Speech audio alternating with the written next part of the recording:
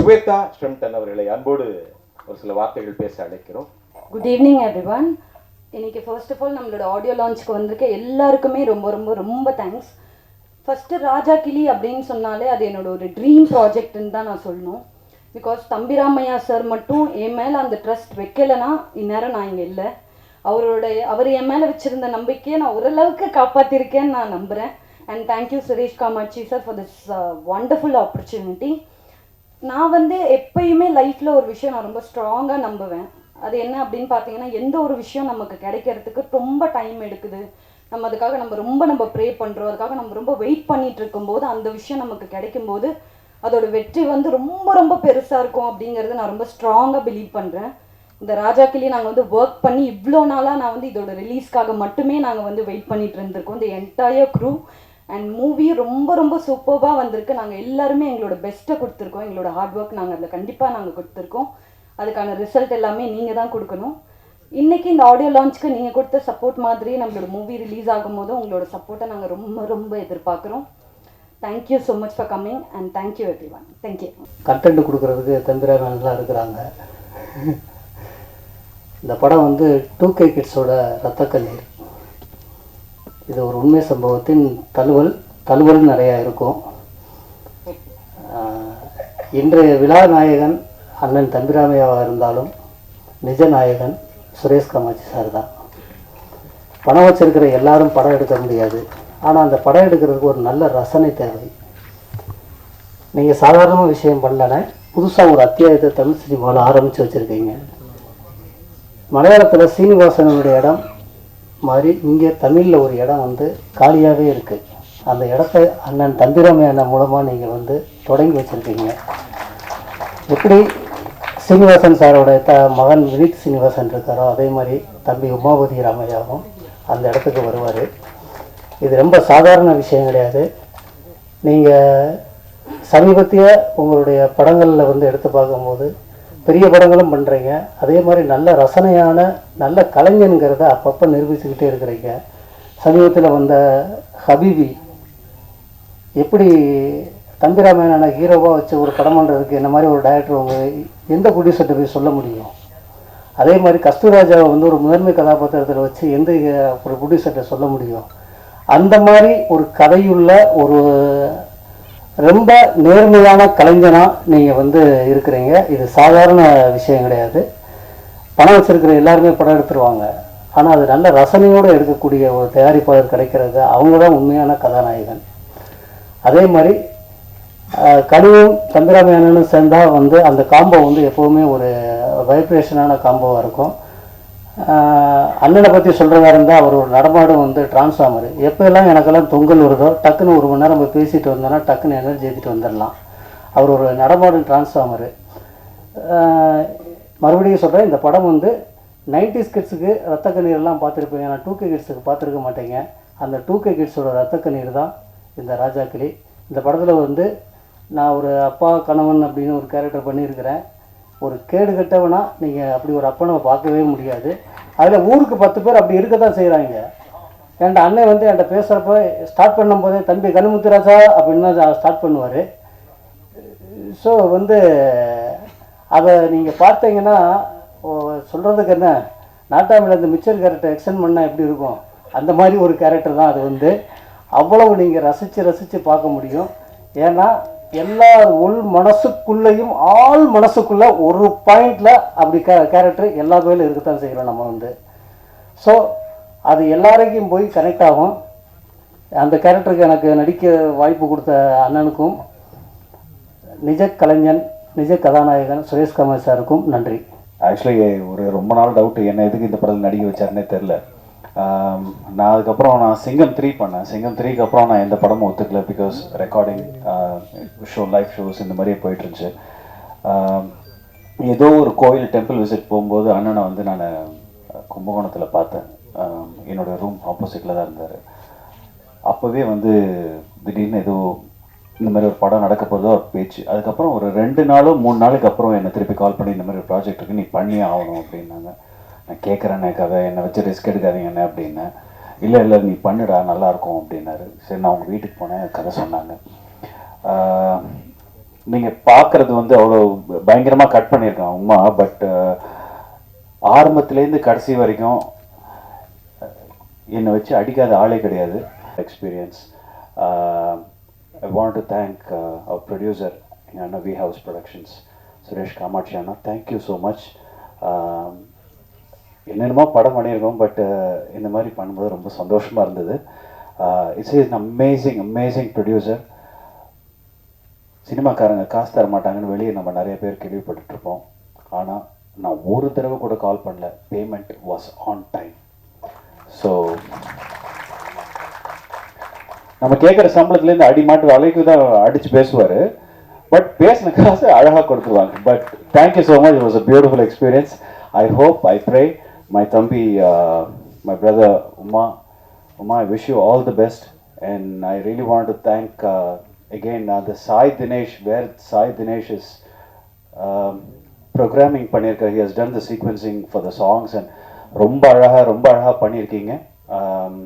தம்பி ரமையா அண்ணா வந்து ஃபஸ்ட்டு மியூசிஷியனாக தான் சினிமாவுக்கு வந்தார். நிறைய பேருக்கு தெரியுமா தெரியாதான்னு தெரியல. Is actually a musician. So அவருடைய ஃபுல் ஃபார்ம் வந்து இந்த படத்தில் நம்ம பார்த்துருக்கோம். Thanks for the opportunity. Thanks for this lovely evening. Good day. எங்களது அன்பு அண்ணன் ஹுமாயூன் அவர்களை ஒரு சில வார்த்தைகள் பேச அன்போடு அழைக்கிறோம். வாங்கண்ணே.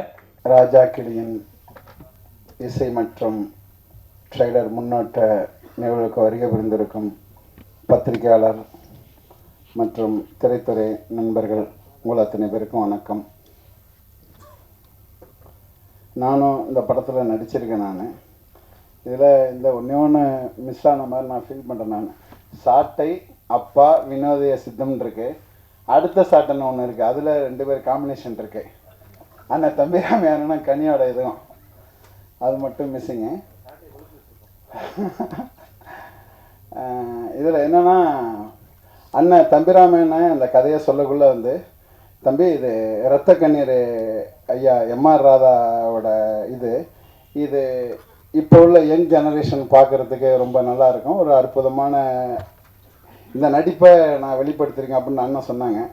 கதையை சொல்லிக்கிட்டே இருக்கக்குள்ள அண்ணன் அப்படியே மெல்ல டேபிள்லேயே மியூசிக் அடிக்க ஆரம்பிச்சிட்டாரு. அவர் பேசிக்கிட்டே இருக்கக்குள்ள சும்மா எனக்கு அன்றைக்கி தான் தெரியும் அண்ணன் ஒரு ஆகச்சிறந்த இசையமைப்பாளர், அவருக்குள்ளே ஒரு இசை வடிவம் ஒன்று ஓடிக்கிட்டு இருக்கு அப்படின்னு சொல்லிட்டு பேசிக்கிட்டே இருக்கேன். அடுத்து அந்த வார்த்தைகளையும், அந்த படத்தில் உள்ள வார்த்தைகளையும், அந்த அந்த இசைக்கு ஏற்ப அந்த வார்த்தைகளையும் கோர்த்து அந்த ஸ்பாட் அப்படியே அண்ணன் சொன்னாங்க. அவ்வளோ பெரிய ஒரு ஒரு ஒரு ஒரு இசை வடிவம் அவருக்குள்ளே இருக்குது. இந்த இந்த இந்த படம் என்னன்னா வந்து, இது வந்து ஒரு தமிழ்நாட்டில் ஒரு நடந்த கதை தான், அதோட தழுவல் தான், அதோட வேறு ஒரு வடிவமாக எல்லாருக்குள்ளேயும் ஒரு மறுக்கப்பட்ட முகங்கள், கதைகள் இருக்கும். அதை இந்த திரை வடிவத்தில் அண்ணன் கொண்டு வந்திருக்கிறாங்க. அதில் முதல் முயற்சியாக தம்பி உமாபதியே இதோட இயக்குனராக இருக்கிறாரு. அதில் நிறைய காட்சிகள் என்னோடய கல்லூரியில் தான் படமாக்கப்பட்டது. ஒரு புதிய வரவு மாதிரி அவர் தரல. ஏற்கனவே ஒரு 4-5 படங்கள் இயக்குன ஒரு அனுபவம் போல் அவர் தம்பி உமாபதியை நான் பார்த்தேன். நான் இது எல்லாத்தையும் தாண்டி நிறைய விஷயங்களுக்கு சொல்ல தவிக்கிற விஷயங்களை திரைமொழியில் எடுக்கிறதுக்கு ஆகச்சிறந்த தயாரிப்பாளர் இருக்க சகோதரர் சுரேஷ் காமாட்சி. இந்த படம் வெற்றி அடையணும். இந்த படம் வெற்றி அடையணும்னா இங்கே இருக்கக்கூடிய பத்திரிகையாளர்கள், ஊடகவியாளர்கள் இதை நீங்கள் ஒரு ஆகச்சிறந்த முறையில் நீங்கள் இதை எடுத்துகிட்டு போய்ங்க நான் நம்புகிறேன். நான் இந்த படம் வெற்றி அடைய என்னுடைய சிறப்பு வாழ்த்துக்கள். சாட்டை துரைமுருகன் அவர்களை அன்போடு மேடைக்கு அழைக்கிறோம். நல்லார் ஒருவர் உள்ளரில் அவர் பொறுத்து எல்லோருக்கும் பெய்யும் மழைன்னு சொல்லுவாங்க. ஒருத்தர் இருந்தாலே மழை பெய்யும்னா ஒட்டுமொத்த மேடையும் நல்லவங்களா அமர்ந்திருக்காங்க. அப்படின்னா எவ்வளோ மழை பெய்யும்னு பார்த்துக்கோங்க. ராமநாதபுரத்தில் பெய்கிற மழை சென்னைக்கு நாளைக்கு வர வாய்ப்பு இருக்கு. ஏன் நல்லவன்னு சொல்றேன் அப்படின்னா, ஒவ்வொரு படைப்பாளிக்கும் வந்து ஒரு சமூக நோக்கம் இருக்கணும். சமூக நோக்கம் இல்லாதவர்கள் படைப்பாளியா இருக்க முடியாது. சமூகத்தில் நடக்கக்கூடிய அவலங்களை ஏதோ ஒரு வடிவத்தில் அதே மக்களுக்கு கடத்தணும். அப்படி கடத்தக்கூடியவர் தான் தயாரிப்பாளர் இருக்கக்கூடிய மரியாதைக்குரிய அண்ணன் சுரேஷ் காமாட்சி அவர்கள். எத்தனையோ இடையூறுகள், அவர் வந்து அவருடைய கருத்தியல் சார்பாக அவர் இந்த களத்தில் நிற்பதற்கு எத்தனையோ இடையூறுகள் உண்டு. அந்த இடையூறுகளும் தாண்டி தன்னுடைய கருத்தியலில் உறுதியாக நின்று கொண்டு தயாரிப்புகளை செய்யக்கூடியவர். அதே போல இந்த படத்தினுடைய கதை, வசனம், இசை எல்லாவற்றையும் உருவாக்கி இருக்கிற இந்த படத்தினுடைய உண்மையான நாயகனாக இருக்கக்கூடிய மரியாதைக்குரிய அண்ணன் தம்பி ராமையா அவர்கள். மனசுல இருந்து பாராட்டுதுன்னு சொல்லுவாங்க. சில பேர் உள்ளுக்குள்ள ஒன்று வச்சுக்கிட்டு வெளியே நீங்களாம் நல்லா வர்றேன் தம்பி, நல்லா வருவேலா, வந்துருவேன் விட்டுருவனா அப்படிங்கிற மாதிரி பேசுவாங்க. ஆனா உண்மையிலே மனத்துக்கண் மாசில்நாதன் அனத்துக்கண் ஆகல நீர பெற அப்படிங்கிற மாதிரி உள்ள ஒன்று வைத்து வெளியே ஒன்று பேசாம எல்லோரிடத்திலும் வெளிப்படைத்தன்மையோடு பாராட்டக்கூடிய அவர் அளவுக்கு பாராட்டுற மனுஷன் எனக்கு தெரிஞ்சு என் வாழ்நாள் நான் பார்த்தது இல்லை. அப்படி பாராட்டுவார். உண்மையிலே அவர் நமக்குள்ள இப்படி திறமை இருக்கா அப்படிங்கிறத அண்ணன் தம்பிராமையா அவர்கள் பாராட்டும் போது தான் தெரிய வரும். அப்படி நல்ல ஆற்றல்களை எல்லாம் வெளிப்படுத்தணும், நல்ல ஆற்றல்களை பயன்படுத்தக்கூடியன்னு நினைக்கக்கூடிய ஒரு ஆகச்சிறந்த படைப்பாளி. அப்படிதான் நான் வந்து தொடர்ச்சியா வழக்கு போட்டு ஒவ்வொரு நீதிபதியும் எனக்கு ஜாமீன் கொடுக்காம உள்ளுதிக்கு போட்டாங்க. எத்தனை நீதிபதி உனக்கு ஜாமீன் கொடுக்காம வந்திருப்பான், நீயே இந்த படத்துல நீதிபதியா நடிச்சு ஜாமீன் கொடுக்காத உள்ளதுக்கு போடு அப்படின்னு சொல்லி எனக்கு நீதிபதி கதாபாத்திரம் கொடுத்தாரு. அது சொல்லிதான் கொடுத்தாரு. அது கொடுப்பதற்கு அவர் மட்டும் காரணம் இல்ல, அவருடைய அன்பு மகன். அவர் நினைத்ததெல்லாம் அவர் இதுவரைக்கும் நடந்திருக்கு, அவர் நினைச்சதெல்லாம் நடந்திருக்கு. அப்படித்தான் எங்களுடைய ஆக்ஷன் கிங் அர்ஜுன் அவருடைய அன்பு மகளை அவர் கரம் பிடிச்சாரு, நினைச்சதெல்லாம் நடந்துச்சு. அதே போல இந்த படத்தில் என்ன நோக்கத்திற்காக இந்த படத்தை எடுத்தாரோ, கேரக்டர்னா பொதுவாக சொல்லுவாங்க, நம்மளும் நிறைய இயக்குநர்களை வந்து படப்பிடிப்பு தலங்கள்ல பார்த்துருக்கோம், பரபரப்பா இருப்பாங்க, ஆக்ஷன் இருப்பாங்க. அப்படிலாம் கிடையாது. அப்படி கூலா சாஃப்டா இப்படி ஒரு இயக்குனர் தமிழ் சினிமாவில் இருந்துக்க வாய்ப்பு கிடையாது. அவர் கோவப்பட்டு நான் பார்த்தேன். நான் இருந்தது ஒரு 5-6 நாள் தான் படப்பிடிப்புக்கு போனேன். அந்த 5 நாட்கள் பார்த்து கூட சின்ன கோபம் கூட ஒரு முகத்துல பார்த்தாலே சிரித்து கொண்டு ரொம்ப மென்மையான ஒரு இயக்குனர் தமிழ் சினிமாவுக்கு கிடைத்திருக்காரு. தமிழ் சினிமா தவிர்க்க முடியாத இயக்குனராக மரியாதைக்குரிய தம்பி உமாபதி வருவார் என்பது எந்த மாற்று கருத்தும் கிடையாது. இன்னைக்கு தமிழ் சினிமாவுக்கு வந்து ஒரு சின்ன இருண்ட காலம் ஏற்பட்டிருக்கிறது. ஏன்னா இன்னைக்கு சோசியல் மீடியா, யூடியூப் சேனல்ஸ் தான் தமிழ் சினிமாவுடைய வெற்றி தோல்வியை தீர்மானிக்கிறது. எத்தனை யூடியூப் சேனல்கள் இந்த படத்திற்கு எதிராக நின்றாலும் இந்த படத்தினுடைய வெற்றியை எவனாலையும் தடுக்க முடியாது. ஏன்னா சாட்டை இந்த படத்துக்கு கூட நிற்கும்.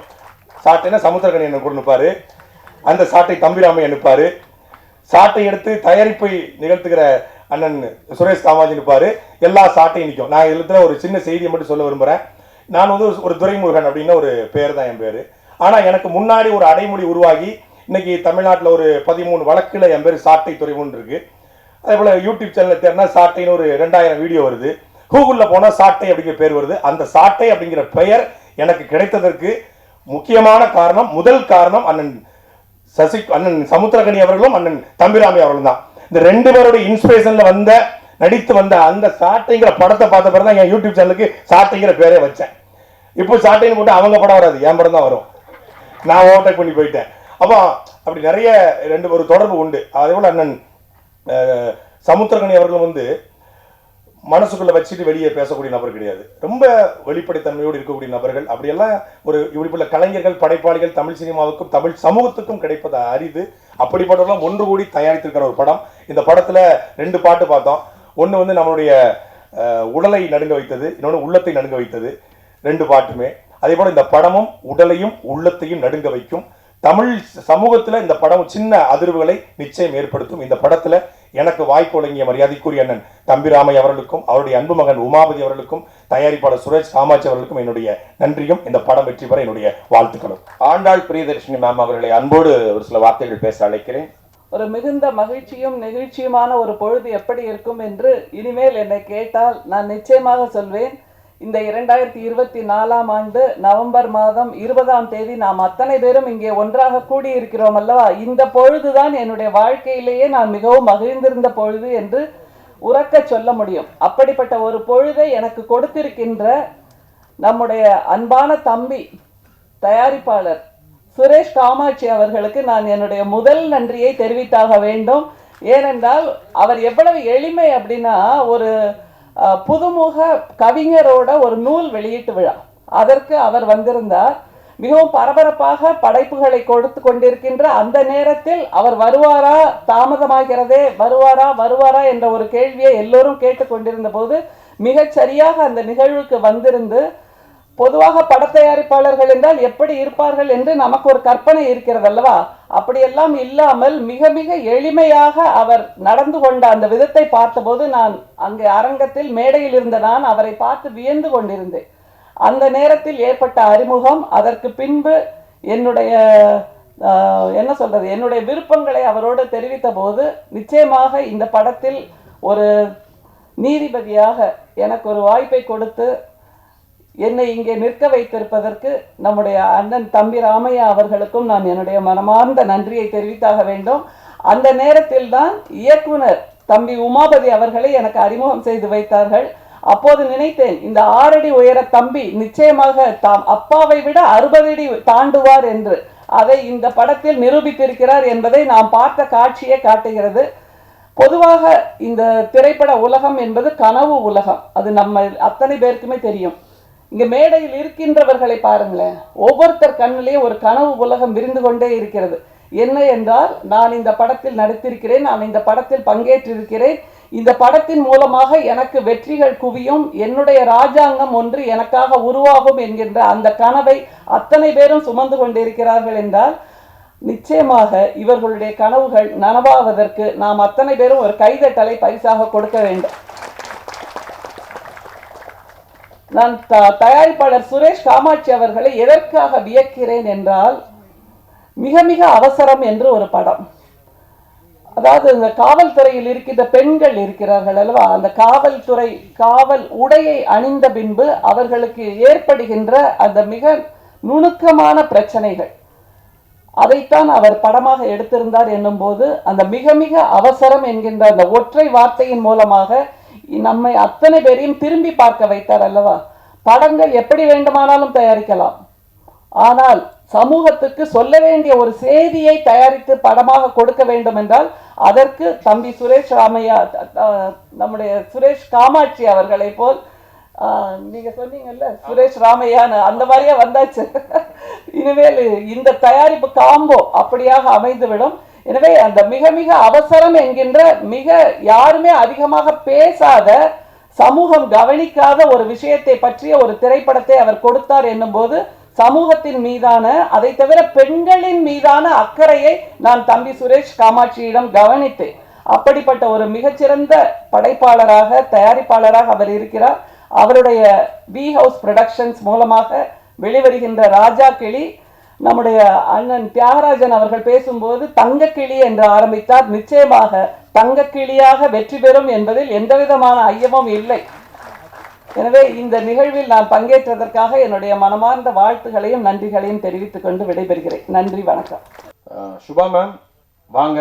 எல்லாருக்கும் வணக்கம். சுரேஷ் காமாட்சி சாருக்கும் தம்பி ராமையா சாருக்கும் நான் ரொம்ப கடமைப்பட்டிருக்கேன். இவ்வளோ பெரிய ஆப்பர்ச்சுனிட்டி எனக்கு கொடுத்ததுக்கு ரொம்ப ரொம்ப தேங்க்ஸ் சார். ராஜாக்கிளி நல்லா வந்திருக்கு, ஸோ கண்டிப்பாக எல்லாரும் சப்போர்ட் பண்ணுங்க. தேங்க்யூ. பிரவீன் அவர்களை அன்போடு ஒரு சில வார்த்தைகள் பேச அழைக்கிறேன். ராஜாக்கிளியின் இசை வெளியீட்டு விழாவுக்கு வந்து வருகை தந்த அனைவருக்கும், மேடையில் இருக்கக்கூடிய அனைவருக்கும் எனது வணக்கம். ராஜாக்கிளி 2014 காலேஜ் முடிச்சுட்டு ஏதோ ஒரு கனவோடு வந்தேன் இந்த சென்னைக்கு. வேலைக்கு ட்ரை பண்ணேன், பட் ஏதோ ஒரு விஷயத்தில் எனக்கு சினிமா மேலே ஆசை இருந்த ஒரு நோக்கத்தில் சுரேஷ் காமா சாரோட தயாரிப்பு நிறுவனத்தில் ஜாயின் பண்ணேன். பட் எனக்கு தெரிஞ்சு சினிமாவோட பேக் எண்ட்லேருந்து ஒரு ஒர்க் பண்ணுற ஒரு விஷயம் இருக்குல்ல, அது அந்த கஷ்டம் வந்து எல்லா தொழில்நுட்ப கலைஞர்களுக்கும், அது வந்து பேக் எண்ட்லேருந்து ஒர்க் பண்ணுற ஒரு அந்த கஷ்டம் வந்து கண்டிப்பாக எல்லாருக்கும் வெளியே தெரியாது. நடிக்கிறவங்க வந்து ஈஸியாக வந்து பீப்புள்கிட்ட ரீச் ஆகிடுவாங்க, பட் பேக் எண்ட்லேருந்து ஒர்க் பண்ணுற அந்த கஷ்டம் நான் வந்து அந்த கஷ்டத்தை நான் பார்த்துருக்கேன். ஒரு படம் எடுக்கும் போதும் அவர் அந்த கதையை சூஸ் பண்ணும்போது எனக்கு வியப்பாக இருக்கும். தயாரிப்பாளர் திரு சுரேஷ் காமாட்சி அவர்கள் சூஸ் பண்ணும்போது நம்மளுக்கு ஒரு வியப்பாக இருக்கும். என்னன்னா நம்ம கமர்ஷியலாக பண்ண மாட்டேறாரு, எப்படி ஹிட்டு கொடுப்பாரு, மாநாடு, மிக மிக அவசரம் எல்லாமே பண்ணும்போது நமக்கு ஒரு அவரை பற்றின வியப்பு நமக்குள்ளே இருந்துகிட்டே இருக்கும். என்னடா இது இப்படி பண்ணுறாரு, நம்ம எப்படி அடுத்த கட்டத்துக்கு இந்த தயாரிப்பு நிறுவனத்தை எப்படி எடுத்துகிட்டு போவாருன்னு ஒரு வியப்பு இருக்கும். அசால்ட்டாக டீல் பண்ணுவார். எல்லாத்தையுமே ரொம்ப ரொம்ப அசால்ட்டாக, ரொம்ப ஒரு மாதிரி இதுதான் இப்படி தான் ஒரு படத்தை எடுக்கணும், இப்படி தான் ஒரு நிறுவனத்தை நடத்தணுன்றது அடிப்படையிலேருந்து நம்மளுக்கு சொல்லிக் கொடுப்பாரு. அந்த நிறுவனத்துலேருந்து நான் வந்தது வந்து நமக்குள்ள ஒரு ஆசை இருக்கும்ல, என்னடா நம்ம நிறுவனம் படம் எடுக்கிறாங்க, நம்ம வந்து ஏதோ ஒரு கேரக்டரில் ஏதாவது நடிக்க முடியுமான்னு ஒரு ஆசை இருக்கும். அந்த ஆசை நமக்குள்ளேயும் இருக்கும். சரி எப்படிதான் அதை கேட்கறது அவர்கிட்ட, ஏன்டா நீ இங்கே வேலை பார்ப்பே அங்கே போய் நடிப்பேன்னு கேட்பாரு. அது நம்மளால கேட்க முடியாது. அப்போ நான் என்ன பண்ணேன், சும்மா அப்படியே அந்த நாம் என்ன பண்ணுவோம், எடுத்தோடனே அறிமுகம் ஆகும்ல எல்லாருக்குமே, நம்ம அக்ரிமெண்ட் போடுறதுலேருந்து பேமெண்ட் முதல்ல நம்ம தான் நம்ம அதை டீல் பண்ணுவோம். ஸோ எடுத்தோடனே நம்ம டீல் பண்ணுறது, உமாவதியாக இருக்கட்டும், எல்லாரையும் கொஞ்சம் ஃப்ரெண்ட்ஸ் சர்க்கிள் நம்ம வச்சுக்கிறது. அப்புறம் நம்ம எல்லாமே நண்பர்கள் தான். நாங்கள் வந்து சினிமாவிலேருந்து மாநாட்டிலேருந்து கேதார் முதற்கொண்டு எல்லாமே நண்பர்கள் தான். ஏன்னா தமிழ் சினிமாவில் ஒரு 10 வருஷ காலம் வேலை பார்த்துருக்கேன்னா எனக்கு தெரிஞ்சு என் கூட பழகின ஆட்களை, என் நண்பர்களை ரொம்ப நல்லவங்களா சேர்த்து வச்சிருக்கேன். அதான் எனக்கு கிடைச்ச மிகப்பெரிய சொத்து நான் நினைக்கிறேன். ஏன்னா அந்த அளவில் எனக்கு வந்து அதை ஏற்படுத்தி கொடுத்த திரு சுரேஷ்காம சார் அவர்களுக்கு ரொம்ப நன்றி. ஏன்னா என் வாழ்க்கையில் அடுத்த கட்டத்துக்கு நகர்வாக வந்து அவர் அனுப்பிச்சு கொடுத்துருக்காரு. அந்த படி தான் எனக்கு அடுத்த கட்ட நகர்வாக இருக்கும்னு நான் நம்புறேன். அந்த மாதிரி தான் இந்த படம் வந்து எனக்கு வந்து தம்பிராமையா சார் விட்ட போயிட்டு, அண்ணா 2 பசங்க அனுப்புகிறேன் பாருங்க, உங்களுக்கு யார் செட் ஆகும்னு பாருங்கன்னு சொல்லிட்டு தான் சுரேஷ் அப்போ கூட அவர் வந்து இந்த பையனை அனுப்புறேன்னு சொல்லிட்டு என்ன மட்டும் அனுப்பல, சாய்ஸாக தான் அனுப்புனாரு. அப்போ கூட நான் என்ன நினச்சேன், என்ன ஒரு இப்படி நம்மளுக்கு சாய்ஸ் அனுப்புறாரு அப்படின்னு யோசித்தேன். ஆனால் உள்ளே போனோடனே தம்பிராமையா சார் எப்பயுமே எப்படின்னா உள்ளே வந்து அவர் எப்பவுமே எனக்கு ஃபோன் கால் எடுத்த மாதிரி, அன்பு தம்பி, அன்பு மகனே, இதுதான் அப்படியே அந்த கம்ஃபர்ட் ஜோனில் நம்ம வர வச்சிருவார். அந்த ஒரு கம்ஃபர்ட் ஜோன் அவர்கிட்ட நான் அது போனோன்னு நமக்கு என்ன ஆர்டிஸ்ட் ஆனாலும் சரி, நம்ம அண்ணன் நம்ம ஒரு அப்படின்ற மாதிரி ஒரு கம்ஃபர்ட் ஜோனில் கொண்டு வந்துருவாப்புல.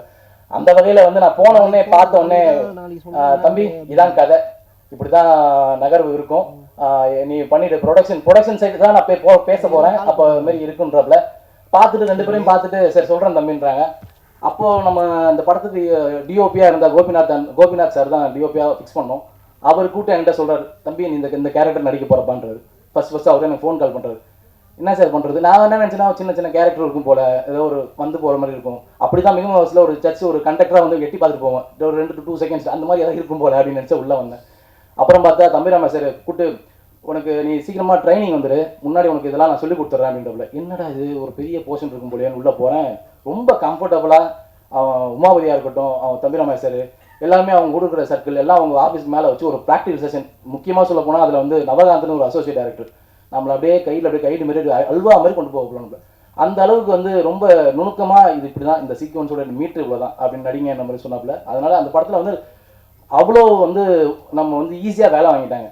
அதனால் அந்த படத்தில் நடித்த அனுபவம் வந்து உண்மையாலுமே இந்த தம்பிராமையா சாருக்கு ரொம்ப நன்றி. என் கூட அந்த டீமோட இருந்த எல்லாருமே ரொம்ப பழக்கப்பட்டாங்க. ஸோ அப்படி தான் ஒரு படத்தில் ஒர்க் பண்ணும்போது அவங்க டெக்னீஷியனை நான் வந்து ரொம்ப நம்ம கூட நண்பர்களாக ஆக்கிடுவேன். எனக்கு அது வந்து ரொம்ப பிடிக்கும். ஸோ அந்த வகையில் உமாபதி அவர்களும் சரி, கேதார், இந்த படத்தில் வந்து பேக்ரவுண்ட் ஸ்கோர் வந்து மியூசிக் பேக்ரவுண்ட் ஸ்கோர் போட்ட வந்து தினேஷ் அண்ணன் இஸ் ஃபினாமினல். அவர் அந்த ஹைப் ஏற்றுவார் பாருங்க. ட்ரைலரில் பார்த்தோன்னே நமக்கு ஒரு மாதிரி இருக்கும், ஐயோ என்னடா தம்பிராமையா சார் நடந்து வரும்போது அந்த ஒரு ஹைப் இருக்கும் பாருங்க, அதெல்லாம் வேற லெவலில் இருக்குது. அவர் நல்லா பண்ணியிருக்காப்புல. அதுவும் எடிட்டர் சுதர்சன், இந்த டெக்னீஷியன்ஸ்லாம் வந்து அந்த அளவுக்கு அமைஞ்சிட்டாங்க. அந்த அளவுக்கு இந்த படத்துடைய எல்லா ஒட்டுக்கும் வந்து நம்ம சுரேஷ் செலக்டடாக தான் எடுப்பாப்புல. அந்த வகையில் வந்து எல்லாமே கரெக்டாக அவங்க வேலைகளை பண்ணாங்க. அப்புறம் வந்து இந்த படத்தில் நடித்த எல்லாருமே வந்து எனக்கு வந்து 5 காம்பினேஷன் இருந்துச்சு மொத்தமாக. சமுத்திரகனி சார் உள்ள பெரிய காம்பினேஷன். நான் முதல்ல போய் நிற்கும் போது பயந்தேன், எப்படி அவர்கிட்ட டைலாக் பேசுறது. அது ஒரு டைலாக் ஒன்று வரும், அவர் ரொம்ப வந்து எமோஷனலாக ஒரு டைலாக் சொல்லுவாப்புல, என்கிட்ட பேசுவார் அந்த காம்பினேஷனில். அப்போ வந்து அவர் சொல்லுவாப்புல, இதுமாரி அப்பா அவங்களாம் நம்ம தான் பார்த்துக்கணும், குழந்தைங்க தான் நம்ம தான் வந்து அவங்கள வந்து பார்த்துக்கணும் வயசான காலத்துலன்ற சொல்லுவார். நான் அப்போ சொல்லுவேன், இந்த பாடம் எடுக்கிறவெல்லாம் இங்கே வச்சுக்காதீங்கன்னு சொல்லுவேன். எனக்கு இந்த டைலாக் அவர் முன்னாடி சொல்கிறதுன்னு பயம், என்னடா இது இப்படி சொல்கிறாங்களேன்னு. ஆனால் ஏன்னா அவ்வளோ பெரிய ஆள் லெஜெண்டு, நம்ம அவருக்கு முன்னாடி போயிட்டு அவர் வந்து இப்படி பேசுகிறோன்னும் போது நமக்கு ஒரு பயம் இருக்கும்ல. அவர் ரொம்ப ஈஸியாக, தம்பி அவர் வந்தவொடனே என்னை பார்த்தோன்னே, ஏய் நீ பண்ணுறா பார்த்துக்கலான்டா அப்படின்னு அவ்வளோ ஈஸியாக. அதான் இந்த பெரிய ஆர்டிஸ்ட்கள் நடிக்கும் போது நம்மலாம் பயப்படுறோம்ல, அது அவங்க அவ்வளோ கம்ஃபர்டபுளாக ஈஸியாக அது பண்ணிடுறாங்க. நம்மளை ரொம்ப அந்த கம்ஃபர்ட் ஜோனில் வர வச்சிடுறாங்க. ஸோ இந்த படத்தில் அந்த மாதிரி தான் எல்லாருமே நான் ஒர்க் பண்ணேன். தம்பிராமையா சார் நீங்கள் நினைக்கிறீங்க அவருடைய வசனம், அவருடைய டைலாக் டெலிவரி, ஐயோ அப்படியே வந்து பேசும்போதே ஒரு பஞ்சும் போடுவாப்புல. அந்த அளவில் வந்து அவர் ரொம்ப, நான் அதான் சொன்னேன், அந்த அளவில் ரொம்ப பாராட்டக்கூடிய ஒரு விஷயமா இருக்குது அவர்கிட்ட. அடுத்து இப்போ நீங்கள் இப்போ எடுத்தால் கூட 4 ஸ்கிரிப்ட் கையில் வச்சுருக்காப்ல, தம்பி இந்த கதைப்பா அந்த கதைப்பா அப்படின்னு ஒரு ஸ்கிரிப்ட் சொல்லும் போது அதில் ஒரு விஷயம் இருக்கும், மேட்ரு இருக்கும். நல்ல ஜாலியாக என்ஜாய் பண்ணி ஃபன் பண்ணி சிரிக்கிற மாதிரி ஒரு கதையை வச்சிருப்பாப்புல. அந்த வகையில் அவருக்கு இன்னும் டஃப் கொடுத்து தான் இருக்காப்புல. இன்றைய இருக்கிற இயக்குநர்களுக்கு டஃப் கொடுக்கக்கூடிய கதைகள்லாம் நிறையா உண்மையிற்கு ஸ்டாக் இருக்குது. அவர் கண்டிப்பாக அடுத்தடுத்த படங்கள் கண்டிப்பாக இயக்கணும், அதை சார்ந்த நோக்கம் அவர் பயணிக்கணும்ன்றத ரொம்ப ஆசைப்பட்டு வேண்டிக்கிறேன்.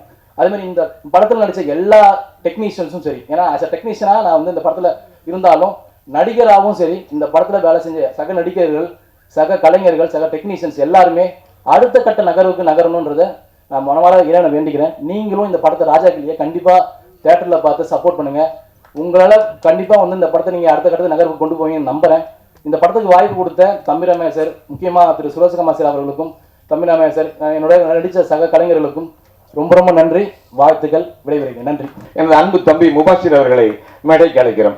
இந்த படத்தில் ஆக்சுவலாக பிரவீன் நடிக்க வேண்டிய ரோலுக்கு தான் நான் போனேன் ஆடிஷனுக்கு. அதுக்கப்புறமா என்ன நினச்சாருன்னு தெரியல, அண்ணன் டாக்டரா தம்பி, ஒய்ஃப் டாக்டரா, சரி அப்போ டாக்டராக நடிச்சிரு அப்படின்ட்டாரு. எங்கள் மாமனார் வந்து எப்படியும் டாக்டர் பொண்ணுக்கு தான் கல்யாணம் பண்ணி கொடுக்கணும்னு ரொம்ப ஆசைப்பட்டார். அவருக்கு இந்த படத்தை காட்டணும், அந்த ஆசையை நிறைவேற்றி வச்சதுக்காக ரொம்ப நன்றிண்ணே. கமிங் டு ராஜா கிளி, அண்ணன் ராமையா அப்படின்னு சொல்லலாம். எவ்வளோ நாளைக்கு தம்பி ராமையா அப்படின்னு சொல்கிறது. அண்ணன் ராமையா வந்து எவ்வளோ பெரிய படைப்பாளி அப்படின்றது எல்லாத்துக்கும் தெரியும். அவர் வந்து நல்ல இயக்குனராக நல்ல படைப்புகளை கொடுத்துருக்காரு, நல்ல பாடல்களை கொடுத்துருக்காரு, நல்ல இசையமைப்பாளராக அவருடைய படைப்புகளை கொடுத்துருக்காரு. அவர் கொடுத்ததுல இன்னொரு பெஸ்ட்டு படைப்பு ஒன்று இருக்குது, அதுதான் வந்து அவர் பையன். அந்த படைப்பை வந்து இப்போ உலகத்துக்கு ரிலீஸ் பண்ணியிருக்காரு. இந்த படத்தில் உமாபதி அவர் ஒரு டைரக்டராக ப்ரூவ் பண்ணுறதுக்கு ஒரு பெரிய முயற்சி எடுத்திருக்காரு. அது ரொம்ப வெற்றிகரமாக வந்திருக்கு. நீங்கள் அதை பார்க்கும்போது தெரியும் எப்படி இது இவ்வளோ அழகாக பண்ணியிருக்காரு அப்படின்னு. இங்கே ஆக்ஷன் கிங் வந்திருந்த போது ஏன் வந்திருக்காருன்னு எல்லாருக்கும் தெரியும். சர்வேவர் ப்ரோக்ராமுக்கு இவர் போனார். லவ் வந்து அர்ஜுன் சாருக்கு தானே வந்திருக்கணும், எப்படி அவருக்கு பொண்ணுக்கு வந்துச்சு அப்படின்னு எல்லா இண்டஸ்ட்ரிக்குமே டவுட் இருக்குது. ஏன்னா இவர் கூட வந்து யார் பழகினாலும் அவங்களுக்கு லவ் வந்துடும். அப்படி ஒரு நல்ல மனுஷன் இவர். படத்தில் வேலை பார்த்த எல்லாருமே டார்லிங் டார்லிங் அப்படின்னு தான் வந்து பேசுவார். அவ்வளோ ஸ்வீட்டாக இருப்பார். ஸோ அநேகமாக அர்ஜுன் சாருக்கு தான் ஃபர்ஸ்ட் லவ் வந்திருக்கு. அழகா இப்படி ஒரு மருமக நமக்கு நல்லா இருக்கு, இருந்தால் நல்லா இருக்குமே அப்படின்னு. அப்படி தான் இது அமைஞ்சிருக்கு.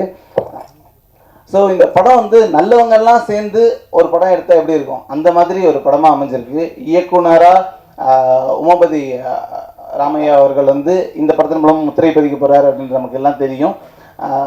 அண்ணன் சமுத்திரக்கனி அவர்கள் ஒரு படத்தில் இருந்தாலே வந்து, அண்ணா இப்போ ஸ்கூல்லலாம் வந்து பட ஓவிய போட்டிலாம் இருக்குல்லண்ணே, அதில் வந்து ஒரு நல்லவரை வரைங்க அப்படின்னா டக்குன்னு உங்கள் ஃபோட்டோ தான் எல்லாம் வரைகிறாங்க.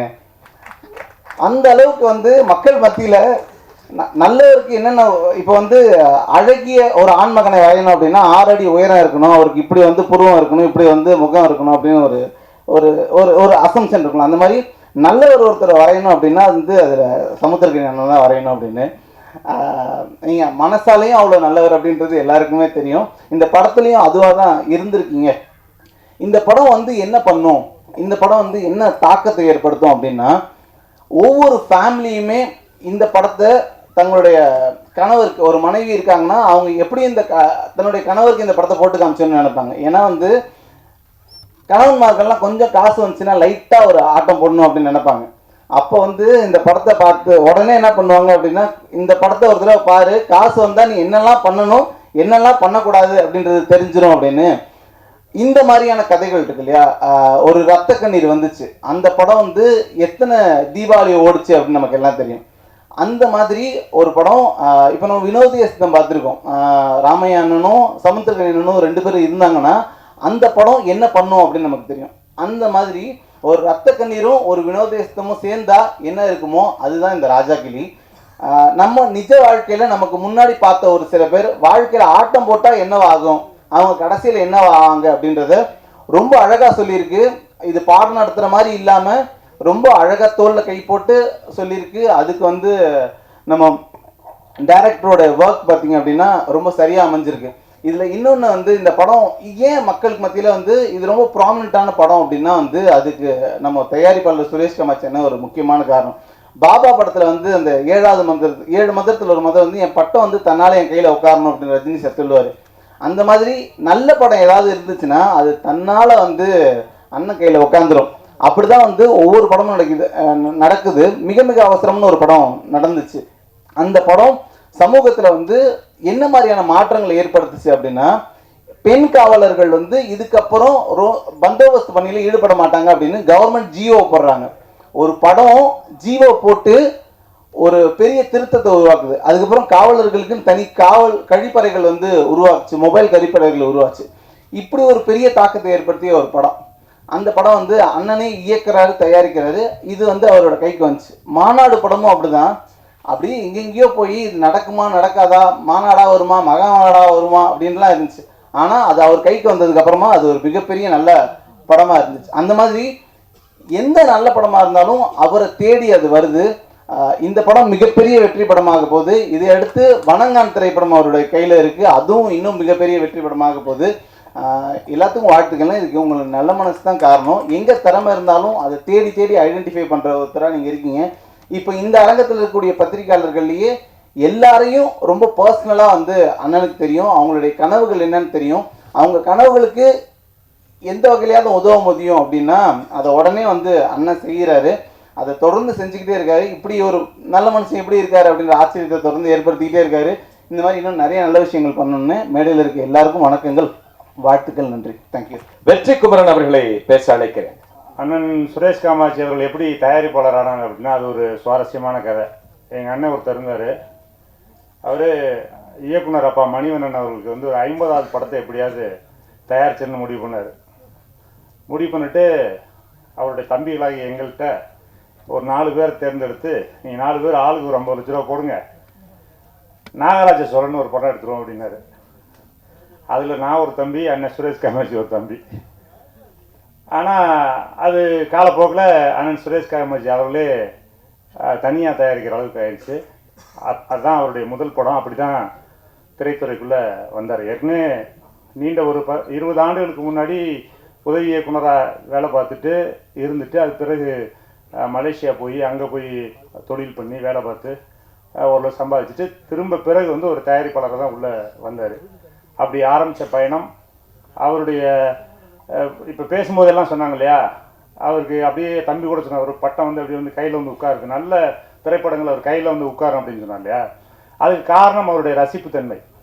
மிகச்சிறப்பான ஒரு ரசிகர். எப்பவுமே வந்து ஒரு மிகச்சிறந்த ரசிகன் தான் மிகச்சிறந்த கலைஞனாக இருக்க முடியும், மிகச்சிறந்த தயாரிப்பாளர் இருக்க முடியும்.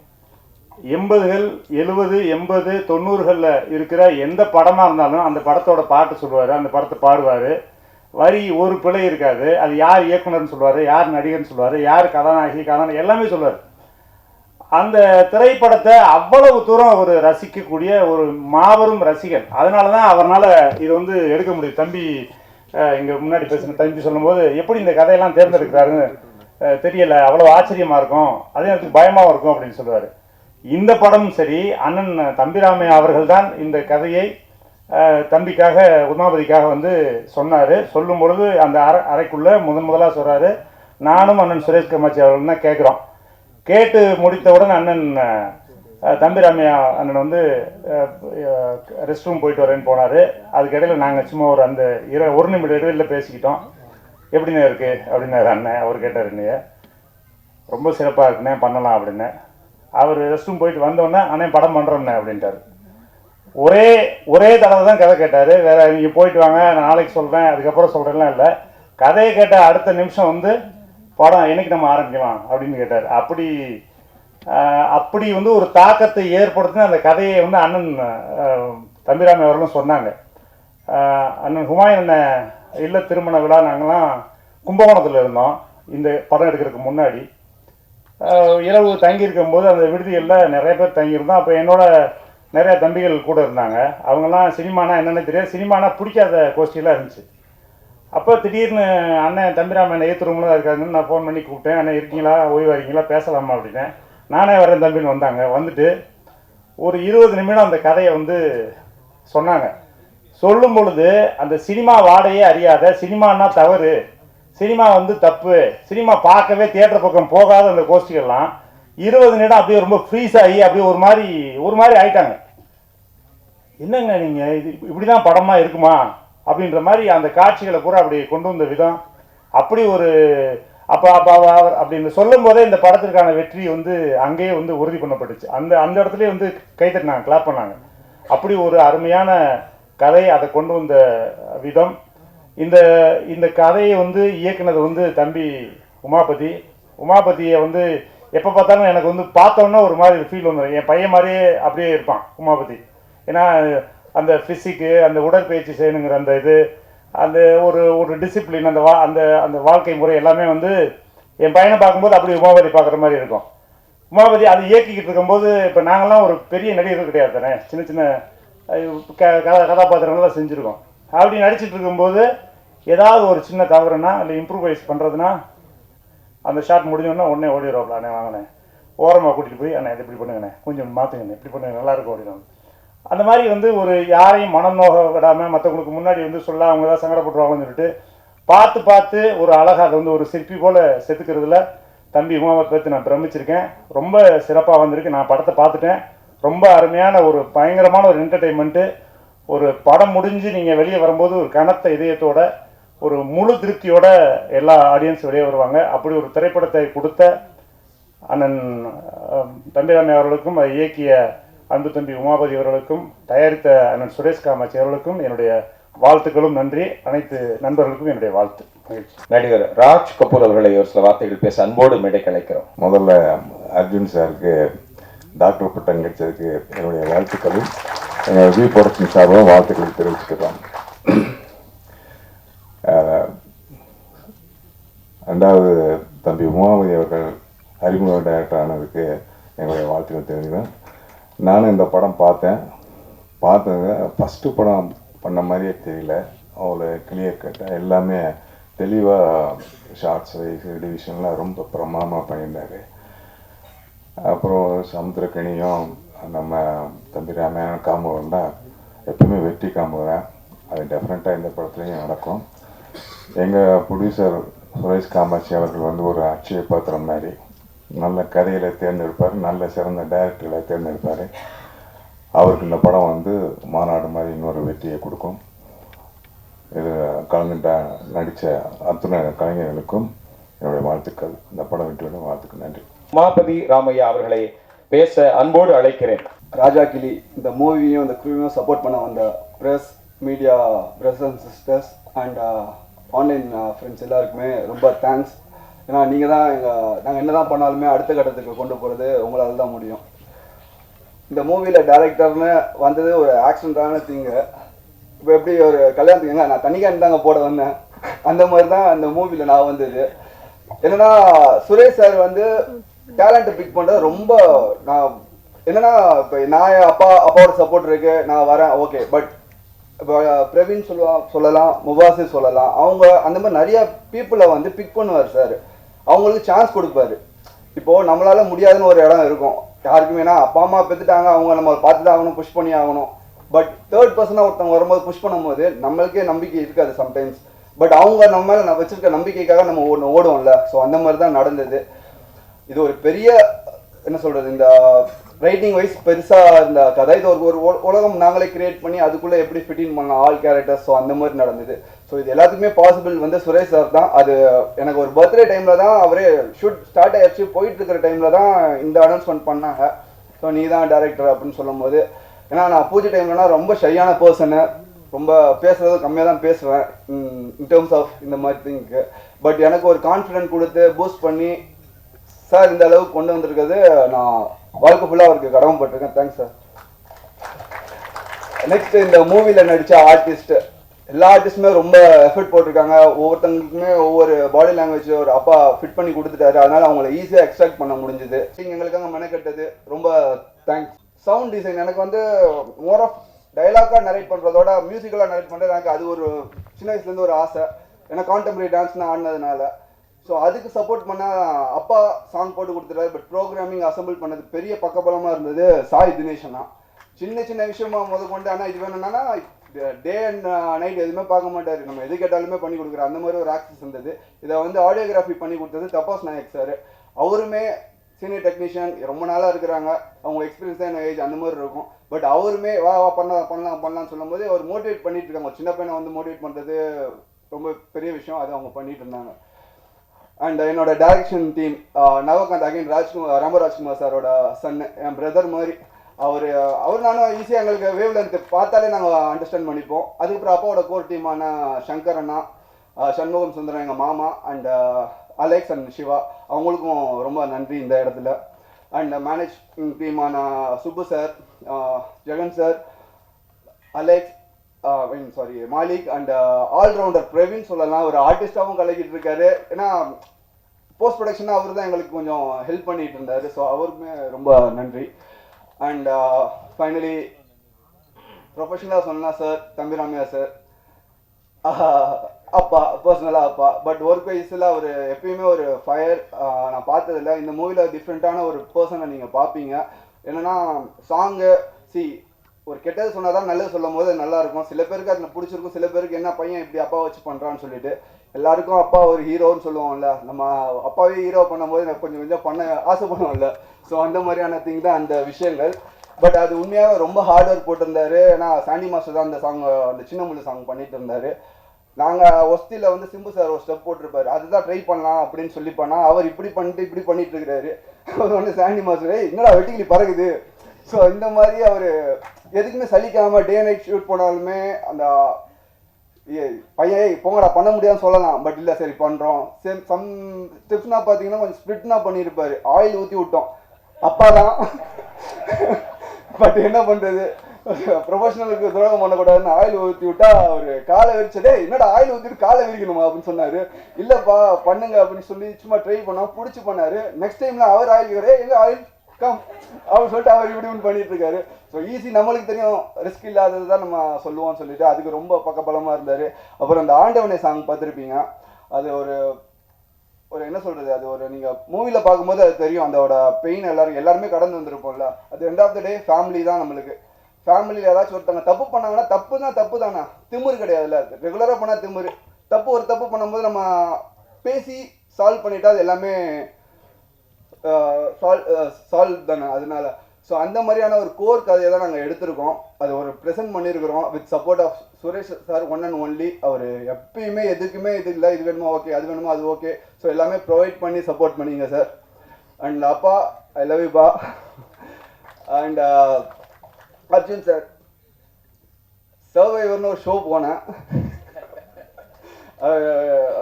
ஐஷா அவங்க சொல்லுவாங்க, இது என்ன சுயம்பரம் போன மாதிரியே ஒரு ஷோ, என்ன இவங்களுக்காகவே ஒரு ஸ்கெட்ச் பண்ண மாதிரி இருக்கும். பட் என்னன்னா இனிஷியலாக எல்லாருமே ப்ரெஸ்ஸில் வந்து என்ன அவங்க 2 வருஷம் லவ் 3 வருஷம் லவ் அப்படின்னா இல்லை, அது ஒரு ஸ்லோவாக தான் கிராஜுவலாக தான் ஆச்சு. ஸோ அது இந்த இடத்துல பதிவு பண்ண விரும்புகிறேன்.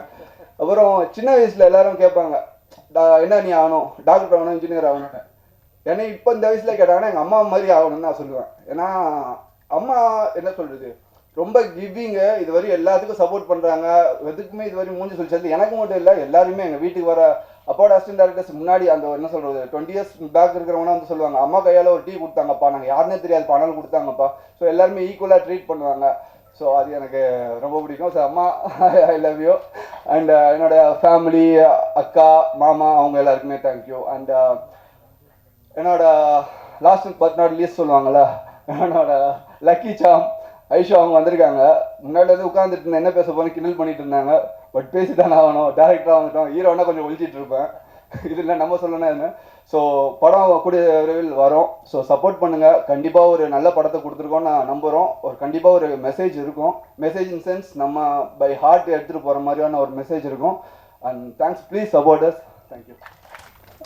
நீண்ட இடைவெளிக்கு பிறகு ஃபீல் குட் டைரக்டர் சகோதரர் அதியமான் சார் மேடையில் இருப்பதெல்லாம் நான் பெருமையாக நினைக்கிறேன். எவ்வளவு பணம் சம்பாரிச்சோம், எப்படி வெற்றிகளை கொடுத்த உழைப்பு உண்டு தான். ஸோ அதான் கஷ்டத்தை எவன் ஒருவனுக்கு கடவுள் அதிகமாக கொடுக்குறானோ ஆயுஷ் அவங்களுக்கு அதிகமாக இருக்கும். அதை நிச்சயமாக நான் நம்புகிறேன்.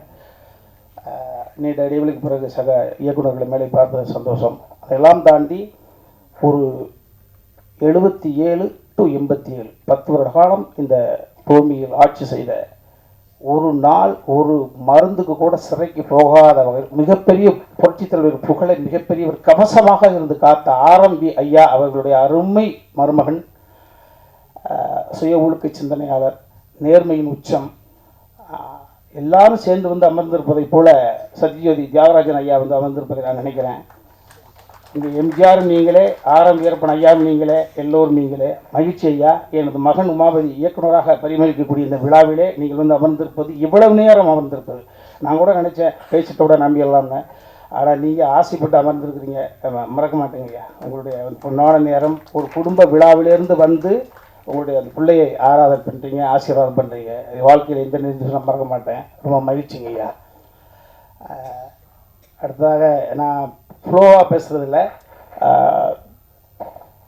தம்பி சுரேஷ் காமாட்சி வந்து இந்த கதையை தம்பி வெற்றி குமரன் சொன்னதை போல் ஒரே சந்திப்பு 2 மணி நேரம் படத்தை இப்படி ஓட்டி ஒரு சந்திப்பில் காமிச்ச தம்பி அண்ணன் அடுத்து என்ன பண்ண போகிறீங்க என்ன.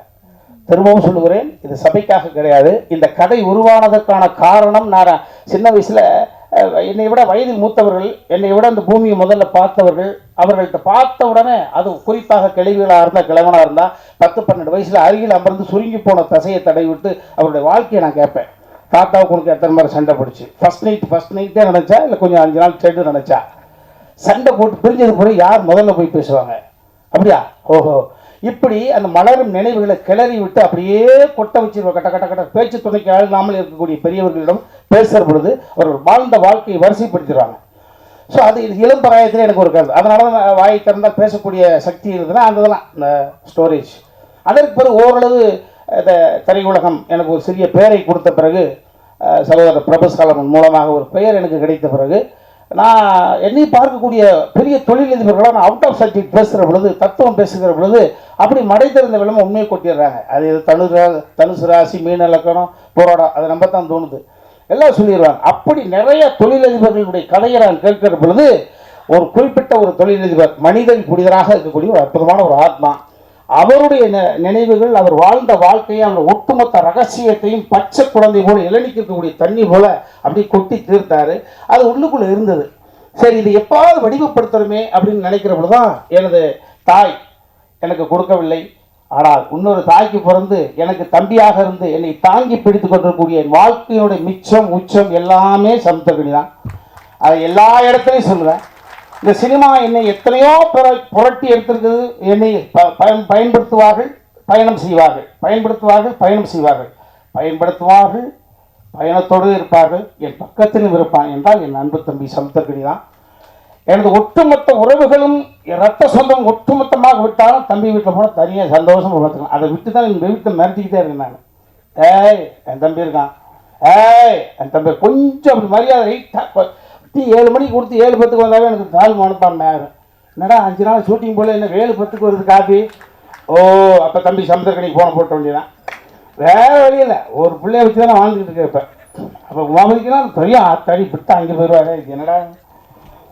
ஸோ அந்த மாதிரி சமுத்திரக்கனி யார் நடிப்பார்? ஒரு குணச்சித்திர நடிகன் நல்லா நடிப்பேன், எல்லாருக்கும் தெரிஞ்ச விஷயங்கள் தான். வினோதய சித்தம் என்ற ஒரு கதையை எனக்கு அவர் படைத்து போற விட வார இடமெல்லாம் என்னை கொண்டாட வைக்கிற பொழுது எனது அன்னைக்கு சம்மதி சார், அர்ஜுன் சார் கூட சொன்னாங்க, என்ன நான் பெங்களூரில் உட்காந்துட்டு இருக்கேன், இது ஒரு படம் பார்த்தாங்க சார், அதான் சார் வினோதய சித்தம். ஓ, அப்போ தெரிஞ்சுக்கிட்டு பார்க்காம சார் பார்த்துட்டேன் என்று சொல்லிட்டார். ஸோ இந்த வினோதய சித்தத்தை தம்பி சமுத்திரக்கனி படைக்காமல் கொடுக்காமல் இருந்திருந்தால் நிச்சயமாக இந்த கதையை வடிவப்படுத்திருக்க முடியாது, வாய்ப்பே கிடையாது. ஸோ எப்படி பார்த்தாலும் பிள்ளையார் சொல்லி 786 சிலுவை கோய் 3 கோய்களும் சேர்ந்தாலும் கூட இந்த கதையினுடைய அடி நாதம் என்பது தம்பி சமுத்திரக்கனி என்னை வைத்து எழுதி அதை வெற்றிப்படமாக மாற்றி 22 காட்சி 19 நாட்கள் அபரிதமான ஒரு படத்தை வினோதய சித்தம் என்பது பார்த்தா கொடுத்துச்சு. அந்த தம்பி கொடுத்ததுக்கு பிறகுதான் எல்லா நேரத்திலையும் என்னுடைய பசிக்கு அடுத்தவங்களே சமைச்சு கொண்டு வருவாங்களா? இப்போ பொண்டாட்டி ஊருக்கு போய் நான் தானே சமைக்கணும். அதை இப்போ எனக்கென்று எப்பொழுதுமே ஒரு கதை வரும் என்று நான் மற்றவர்கள் எதிர்பார்க்க முடியாது. நாமளே சமைச்சு சாப்பிடுவேன். இந்த கதையை சமைத்தேன். நல்ல உணவை கொடுத்த பிறகு நானே சமைத்து அந்த உணவை, ஸோ அந்த உணவை யார்கிட்ட கொண்டு ஷேர் பண்ணிக்கிறது பொழுது தம்பி சுரேஷ் காமாட்சி அவர்கிட்ட. ஸோ உருவானதுக்கு முதல் காரணம் அவர், அது கதையானதுக்கு காரணம், அது காவியமானதுக்கு காரணம் என்பது தம்பி சுரேஷ் காமாட்சி தான் சொல்லுவேன். எல்லாமே நம்ம எல்லாருமே பிள்ளைகளுக்காக தான் வாழ்கிறோம். ஊடக சகோதரர்கள் சகோதரிகள் நீங்கள்லாம் எல்லாமே நம்ம பிள்ளைகளுக்காக தான் வாழ்கிறோம். ஏன்னா அந்த பிள்ளைகள் எந்த பிள்ளையும் நம்மளை கேட்கப்பாங்க. நம்ம சந்தோஷமாக இருந்தோம், எப்போ சந்தோஷமாக இருந்தால் உருவானான்னு யாருக்கு தெரியும்? உன்னை நான் எதிர்பார்த்து வளர்த்து எதிர்பார்த்து இருக்கா வளர்க்குறேன், எதுக்கு எதிர்பார்த்து யாரும் ஏய் பெத்துட்ட வளர்த்த எதிர்பார்த்து வளர்த்துன்னு சொல்லுப்பாரு. 10 மாதம் அதையும் கூட நகைச்சுவைப்படுத்திருப்பான். என்ன 10 மாதம் உள்ளுக்குள்ள ஒரே இருட்டு, ஒரு ஃபேன் இல்லை, ஒரு லைட் இல்லை, பரண்டு கொடுக்க பெஞ்சு இல்லை, பேச்சு துறைக்கு ஆள் இல்லை, அதை கூட நகைச்சுவை பண்ணியிருப்போம். அதே போல் இந்த உலகத்தில் எதிர்பார்த்து எது கிடையாது. அவன் நம்ம கண்ணு முன்னால குழந்தைங்க ஸ்டடி ஆகிட்டாங்க அப்படின்னா அதுதான் இந்த பூமியில் நம்ம 50 60 வயசுலையோ 70 வயசுலையோ 80 வயசுலையோ கண் மூடுகிற பொழுது நமது குழந்தைகள் இந்த உலகத்தில் தனியாக இருக்கிறார்கள், திறனாக அந்த நம்பிக்கை இருந்துச்சுன்னா அந்த ஆத்மா அமைதி படைக்கிறது. அமைதி அடைஞ்ச சொர்க்கத்துக்கு போகுது. ஐயையோ என்னடா இப்போ இந்த ஆள் போனால் எங்கே இருக்கான்னு தெரியலையே, ஐயையோ இந்த புண்ணு நான் இல்லைன்னா அப்படின்னா வாய் கோணிக்கு நரகம் தான். ஸோ எவ்வளவு சொத்து இருந்தாலும் ஸோ அந்த வகையில் உயரத்தில் இருக்கக்கூடிய அனைவருமே துயரத்தில் தான் இருக்காங்க. நிறைய பேர் பார்க்குறவங்க எல்லா தொழிலும் நாங்கள் கம்பேர் பண்ணுறோம். ஏழை அப்போ நம்ம சரியான ஆளியா சூப்பரியா அப்படின்னு நிறைய 95% உயரத்தில் இருக்கக்கூடிய அனைவருமே, அது அதிகார ரீதியாக இருந்தாலும் சரி, பணம் படைத்து இருந்தாலும் சரி, அவர்களுக்குள் மிகப்பெரிய ஒரு கொடுமையான உணர்வு தவிச்சு தப்பி வெளியில் சொல்லாமல் அது என்னை பார்த்தவுடன் சொல்கிறாங்க. ஸோ இந்த கதை நிச்சயமாக உணர்த்தாது, உணர வைக்கக்கூடிய வகையில் இந்த கதையை வந்து நான் தான் டைரக்ட் பண்ணு சொல்லிக்கிட்டு இருந்தேன். தம்பி சுரேஷ் காமத்தி ஆசை இருக்குமா இல்லையா போது தம்பி சுரேஷ் பார்த்துச்சு, அண்ணே இனிமே புகழ வாங்கினேன். ஃபஸ்ட்டு ஷாட் 2 பேரும் கம்பைன் டைரக்டர் போடணும்னு நினச்சிக்கிட்டு இருந்தோம். தம்பி ஒத்துக்க மாட்டேன்ட்டான், உமா வந்து ஒத்துக்க மாட்டேன்ட்டான். அப்பா நான் உங்களுக்கு அசோசியேட்டாக பண்ணி கொடுக்குறேன். ஆனால் ஃபஸ்ட்டு டே என்னடா நான் த்ரூட்டாக நடிக்கிறேன்டா, நான் ஆக்சிடென்ட் மூஞ்சி கோடிடும்டா, கொஞ்சம் நான் ஓய்வு எடுக்கிற அப்படியே 2 பேரும் நான் த்ரூட்டாக நடிக்க போகிறேன், தம்பி அண்ணன் நடிக்க போது உனக்கு என்ன பிரச்சனை இல்லைப்பா, டைவர்ட் ஆகக்கூடாது அப்படின்ற கூட. இப்போ சுப்பிரமணியபுரம் என்ற ஒரு படத்தினுடைய விஷயம், சுப்பிரமணியபுரம் என்ற படத்திலே தம்பி நீ என்னுடைய மகன்றதுக்காக யாரும் பார்க்க மாட்டாங்க, உன்னிட தனித்தன்மை என்ன இருக்கு, அவன் தனித்தன்மை ப்ரூவ் பண்ணால் மட்டும்தான் அவன் மீது ஒரு மரியாதை வரும். ஸோ அந்த வகையில் சுப்பிரமணியபுரம் என்ற படம் வந்து அந்த படத்தில் அவர் தானப்பா டைரக்டரு, அப்போ ஹீரோ ஒத்துட்டாங்க. அப்போ தனித்தன்மை பொறுப்புணுவதற்கான ஒரு விஷயம் இதையெல்லாம் தம்பி சுரேஷ் காமாட்சி உள்வாங்கி, அண்ணன் அழகா பண்ணுது தம்பி, நீங்கள் ஒத்துக்க மாட்டேங்கிறா தம்பி ஒரே நிமிஷத்தில் பேசி ஒர்க் அவுட் பண்ணி என்னை இயக்குநராக கொண்டு வந்திருக்காப்புல. அப்போ எனக்கு ஒரு மூத்த மகனோ அல்லது என்னை ஆளுமை கழியக்கூடிய எனது அப்பாவோ இருந்திருந்தால் நான் சொல்வதை கூட என் பையன் கேட்க வேண்டிய அவசியம் கிடையாது, எங்கள் அப்பா சொன்னால் கேட்பாங்க. அதே போல் ஒரு தந்தை ஸ்தானத்திலிருந்து அவனை இயக்குனர் ஆக்கியிருக்காப்பா. ஆமாம், எங்கள் அப்பா இருந்திருந்தாருன்னா, ஜெகநாதன் பிள்ளை இருந்திருந்தான்னு எதை செய்திருப்பாரோ அதை செய்திருங்கப்பா. வாட் எவர் இட் இஸ், உன் வாழ்க்கை நாங்கள் 2 தடவை கலந்துருப்போம். எவ்வளோ உயரத்துக்கு பாருங்க ஒன்று வேல் சென்றாலும் உனக்கு கடமைப்பட்டவனே சொல்லிட்டான். நான் சொல்லாமல் இருந்தது தான் சங்கட்டம், ரொம்ப மகிழ்ச்சி. ஸோ இந்த எல்லா தம்பிமார்களும் இந்த படத்தில் நடித்த அத்தனையும் நிறைய நிகழ்வுகள் இருக்குது, அதை நாங்கள் ஷேர் பண்ணிப்போம். ஆமாம், மீண்டும் நான் சொன்னால் செயற்கையாக இருக்கும். இந்த படம் நிறைவாக வந்திருக்கு, எனக்கு பிடிச்சிருக்கு. ஆமாம், அது எனக்கு பிடிச்சிருக்குன்ற காரணத்தினால தான் இவ்வளோ நேரம் சிரித்த பாருங்க, முகம் நல்லா இருக்குது. என் மனைவி வந்திருக்காங்க. ஆமாம், எனக்கு வந்து வாழ்க்கையில் ஏற்ற இறக்கம் எனக்கு இனிமேல் அவதான். எங்கள் அம்மா இல்லை, எங்கள் அப்பா இல்லை. என் தாயாகவும் தந்தையாகவும் வந்து பார்க்கக்கூடிய மனைவி தன் மகன் எனக்காக வரல, அது திரும்பி சொல்கிறேன். அர்ஜுன் சார் எனக்காக வரல, அதையும் சொல்லி பண்ணேன் நான். ஆமாம், இதெல்லாம் நிறைய சொல்லி பண்ணாங்க. என் மனைவி எனக்காக வரலன்ற விட பாருங்க, மோபதிக்காக தான் மகனுக்காக தந்தையை தாங்க. அதே மாதிரி என் மகள் எந்த நிகழ்வுகளுக்குமே போனதில்லை, ஜஸ்ட் ஒரு கோல்டு மெடல் வாங்கின புள்ள. ஆமாம், அது வந்திருக்கு. என் மருமகன் மேலே உட்காந்துருக்காரு, அந்த வாய்ப்பு கிடச்சிச்சு, அவரே ஒரு 2 சீல் நடிக்க வச்சுருக்கான். ஓட்டு லாக் பண்ணி வச்சிருந்தோம் இல்லையா. ஆமாம் ஆமாம், அதே மாதிரி எங்களுடைய இன்னொரு மகள், எங்கள் குடும்பத்துக்கு வந்த ஐஸ்வர்யம், பெரிய பெரிய கொடை, காலம் எங்களுக்கு கொடுத்த கொடை, ஒரு 6-7 மொழிகள் பேசக்கூடிய அளவுக்கு வல்லமை. புரட்சி தலைவி ஜெயலலிதா அம்மாவுக்கு பிறகு பல மொழிகள் பேசக்கூடிய சீதா பயணம் என்ற ஒரு படத்தில் அவங்களுக்காக வச்சு மிக பிரமாண்டமான படைப்பை, தனது மகளுக்காக ஒரு படைப்பை எடுத்திருக்காங்க அர்ஜுன் சார். ஆமாம், அவருடைய உடன்பிறந்த தங்கை அஞ்சனா பாப்பா வந்திருக்காங்க. இது ஒரு அற்புதமான குடும்ப விழா. அதை இன்னை பல வருடங்களாக பார்த்துருக்குறீங்க. எனக்கு அன்பு தம்பி சமத்திற்கு நீங்கள் 5:30 மணி ஃப்ளைட் பிடிச்சி பிள்ளை ஓடி வந்து உட்காந்துட்டுருக்கு. ரொம்ப மேலே சொல்ல மாதிரி எல்லோருமே நல்லவர்கள் மாதிரி, நல்லவர்களெல்லாம் சேர்ந்து ஒரு காரியத்தை செய்கிறோம், அது நல்லதாகவே நடக்கும். அந்த நல்லதை உங்களோட மட்டும்தான் நாங்கள் செய்வோம். எனக்கு இனிமேல் ஒன்றும் பிரச்சனை கிடையாது. கனவுகள் நிறையாக இருக்கிறது. இந்த அவையில் அமைந்திருக்கக்கூடியவர்களுடைய துயரத்தில் ஷேர் பண்ணிக்கின்ற நிறைய நாள் கனவு. இப்போ தான் மகனுக்கு கல்யாணம் ஆகிருக்கு. நான் வல்லமை கொண்டவனாக எனக்கு வந்து இருக்கிற பொழுது நிச்சயமாக அதை உங்களோட நான் ஷேர் பண்ணிப்பேன். ஏன்னா உலக இவ்வளோதான், எவனுக்கு எப்போ எதுன்னே தெரியாது. இந்த படம் நிச்சயமாக இந்த ராஜா கிளி கூண்டுக்குள்ளே இருந்துச்சு, இப்போ ஒரு அற்புதமான தருணத்தில் கூண்டு விட்டு வெளியில் வந்து பறக்குது. மறுபடி எங்கள் ஐயா சொன்ன மாதிரி தான் தங்க கிளியாக பவனி வர எல்லாம் இறைவனை பிரார்த்தனை பண்ணிக்கிறேன். யாரையாவது விட்டுருந்தால் நிறைய மேடைகள் இருக்குது, அங்கே பேச போகிறோம், சேனல்ல விடாது. அதனால் யாராவது விட்டுருந்தான் பண்ணிக்கப்பா ஃபோன் போட்டு அழுகாதீங்களா, மகிழ்ச்சி. அப்புறம் என்னையும் நாயனாக ஒத்துக்கிட்டு இந்த பாடல்களுக்கு நடிப்பதற்கு ஒத்துக்கிட்டு அந்த பொண்ணுங்களாம்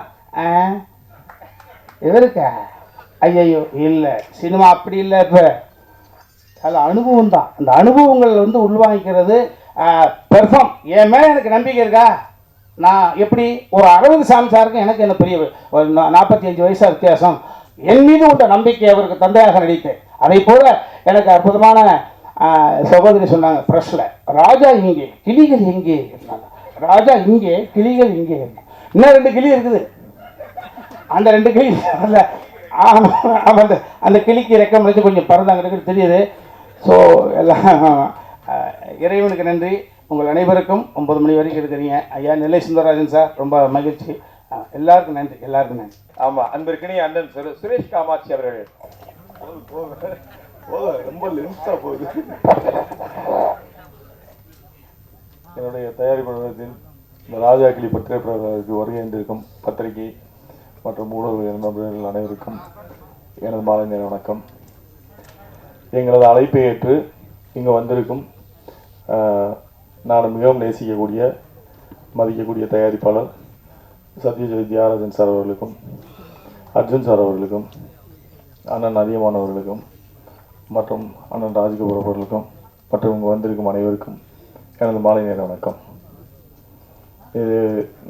இது ஒரு நன்றி உரையாக வச்சுக்கலாம்னு நினைக்கிறேன். ஏன்னா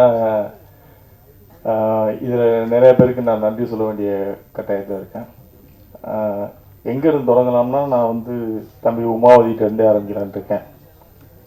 உமாவதி வந்து எனக்கு ரொம்ப பிடிச்ச ஒரு தம்பி. என்னென்னா வந்து ரொம்ப சுய ஒழுக்கம் உள்ள ஒரு இளைஞர். இன்னைக்கு உள்ள சொசைட்டியில் இப்படி ஒரு பையனை பார்க்குறது ஒரு 105% கூட பார்க்க முடியாது. ஒரு எந்த கெட்ட பழக்கமும் இல்லாமல் தொழிலை மட்டுமே நேசிக்கக்கூடிய ஒரு பையனை வந்து நம்ம பார்க்க முடியாது. அவருக்கு வந்து ஒரு காதல் இருந்தது, கல்யாணம் பண்ணாருனால எனக்கு அப்புறம் தான் தெரியும். ஆனால் எனக்கு அந்த தகவல் வந்து தம்பிராமையனை சொன்ன உடனே நான் ஐசான்றதை நான் கண்டுபிடிச்சிட்டேன். நான் அதோட இன்ஸ்டா பேஜை வச்சா கண்டுபிடிச்சிட்டேன். அது பட் ஆனால் எனக்கு உமாவதியை வந்து ரொம்ப பிடிச்சேன். இந்த கதை வந்து ஆரம்பத்தில் தம்பிராமையனை சொல்லிட்டு ஒரு ஷெட்யூல் வந்து ஷூட்டிங் கிளம்பி போனாங்க. ஒரு டீம் கோபி சாரும் 2 பேரும் போனாங்க. அதில் நான் மானிட்டர் பண்ணதில் வந்து ஃபுல்லாக அந்த ஸ்கிரிப்டுக்காக ரிசர்ச் பண்ணது பூரா உமாவதியாக ரிசர்ச் பண்ணாப்புல. பேக்கெண்டில் ஃபுல்லாக ஒர்க் பண்ணி அந்த சீனுக்கு என்ன தேவை, அதோட டீட்டெயிலிங் எப்படி பண்ணலாம், எப்படி ஷார்ட் வைக்கலாம், ஒரு ரூம்னா எப்படி இருக்கணும் அப்படின்றதெல்லாம் வந்து ரொம்ப ரிசர்ச் பண்ணி நிறைய படங்களை பார்த்து ரெஃபரன்ஸ் எடுத்து பண்ணியிருந்தாப்புல. நான் அப்புறம் தான் ஒரு நாள் தம்பிராமன் ஆஃபீஸ் கூப்பிட்டு, நீங்கள் என்ன டைரக்ட் பண்ணீங்க, நீங்கள் கொஞ்சம் இருங்க, நடிக்கிறீங்க, பாட்டு எழுதிட்டீங்க, மியூசிக் பண்ணிட்டீங்க, தம்பி டைரக்ட் பண்ணலாமே அப்படின்னு. அவர் அது தப்பாக எடுத்துக்கல. பொதுவாக ஒரு இயக்குனர் வந்தாங்கன்னா, நான் இயக்க வரும்போது நீங்கள் எப்படி நீங்கள் சொல்லுவீங்க அப்படின்னு. அப்படிலாம் இல்லாமல் ரொம்ப பாசிட்டிவாக வந்து தம்பி அவன் பண்ண மாட்டேன்ட்டான், நான் பேசுகிறேன் அப்படின்னு சொல்லிட்டு அப்புறம் உமாவதி கூப்பிட்டு, தம்பி நீ பண்ண உன்ன மொபைல் நமக்கு நம்பிக்கை இருக்குது. ஆனால் உமாவதியோட இந்த படம் வந்து உமாவதியோட உச்சம் நான் சொல்ல மாட்டேன். நான் இது ஒரு படம் உமாவதி பண்ணியிருக்க படம். ஆனால் உமாவதியில் நிறைய கிரியேட்டிவிட்டி இருக்குது, நிறைய திறமைகள் இருக்குது. அதுக்கான படம் வந்து கண்டிப்பாக இங்கே நெக்ஸ்ட் அமையும் நம்புகிறேன் நான். ஏன்னா இந்த படம் வந்து இது தம்பிராமையனோட கதை, அவர் இயக்கியிருக்காரு. அதனால் இந்த பண்ணி வந்த உடனே இல்லை நீங்கள் உமாவதி பெரிய இயக்குனர் சொன்னீங்க, என்ன பெருசாக பண்ணிட்டாரு, என்ன இதில் பெரிய மேக்கிங்கில் பெருசாக, அப்படிலாம் கிடையாது. எனக்கு உமாவதி மேலே திறமை மேலே நம்பிக்கை இருந்தது. இந்த படத்தை இவர் எக்ஸிக்யூட் பண்ணால் சரியாக இருக்குன்னு நம்பினேன், அது கொடுத்தேன். அப்போ என்ன பண்ணேன்னா, இவர் பண்ணதுக்கப்புறம் எனக்கு வந்து மாநாட்டில் நான் ரிச்சர்ட்கிட்ட என்னோட கேமராமேன் ரிச்சர்ட், எனக்கு ரொம்ப பிடிச்ச மாநாட்டில் எனக்கு பிடிச்ச டெக்னீஷியன் வந்து ரிச்சர்ட் ஒன்று, art director Umesh, Silva master, Praveen K, நம்ம எடிட்டர் பிரவீன். எனக்கு அந்த படத்தில் கிடச்ச கிஃப்ட்டுன்னு கூட சொல்லலாம். அவங்கெல்லாம் எனக்கு மிகவும் பிடிச்ச டெக்னீஷியன்ஸ். அப்படி அங்கே வேலை பார்க்கும்போது, ரிச்சர்ட்டை வேலை பார்க்கும்போது எனக்கு கேதர் வந்து நான் ஃபாலோ பண்ணுவேன்.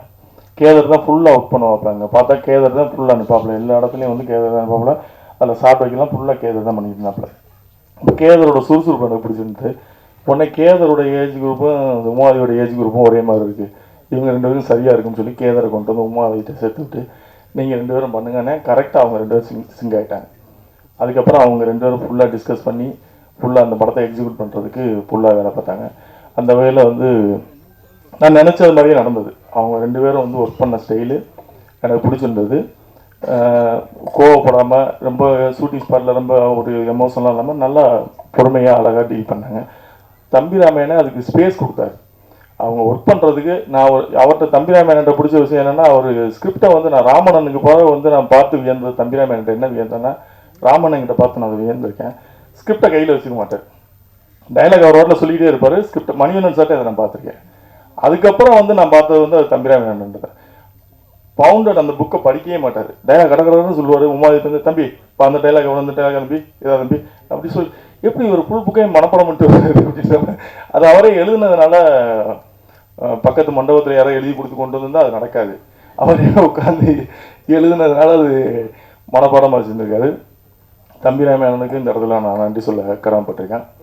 அப்புறம் சமுத்திரக்கனி அண்ணன், எனக்கு சமுத்திரக்கனி அண்ணன் வந்து ரொம்ப நாள் எனக்கு பெருசாக பழக்கம்லாம் கிடையாது. மாநாடு டைமில் வந்து எனக்கு ஃபோன் பண்ணி வாழ்த்து தெரிவித்த 2 நடிகர்களில் ஒன்று சமுத்திரக்கனி அண்ணன், இன்னொன்று நம்ம தமிழக சூப்பர் ஸ்டார் ரஜினி சார். அவர் 2 நடிகர்கள் தான் எனக்கு வந்து ஃபோன் பண்ணி வாழ்த்து தெரிவித்த நடிகர்கள்.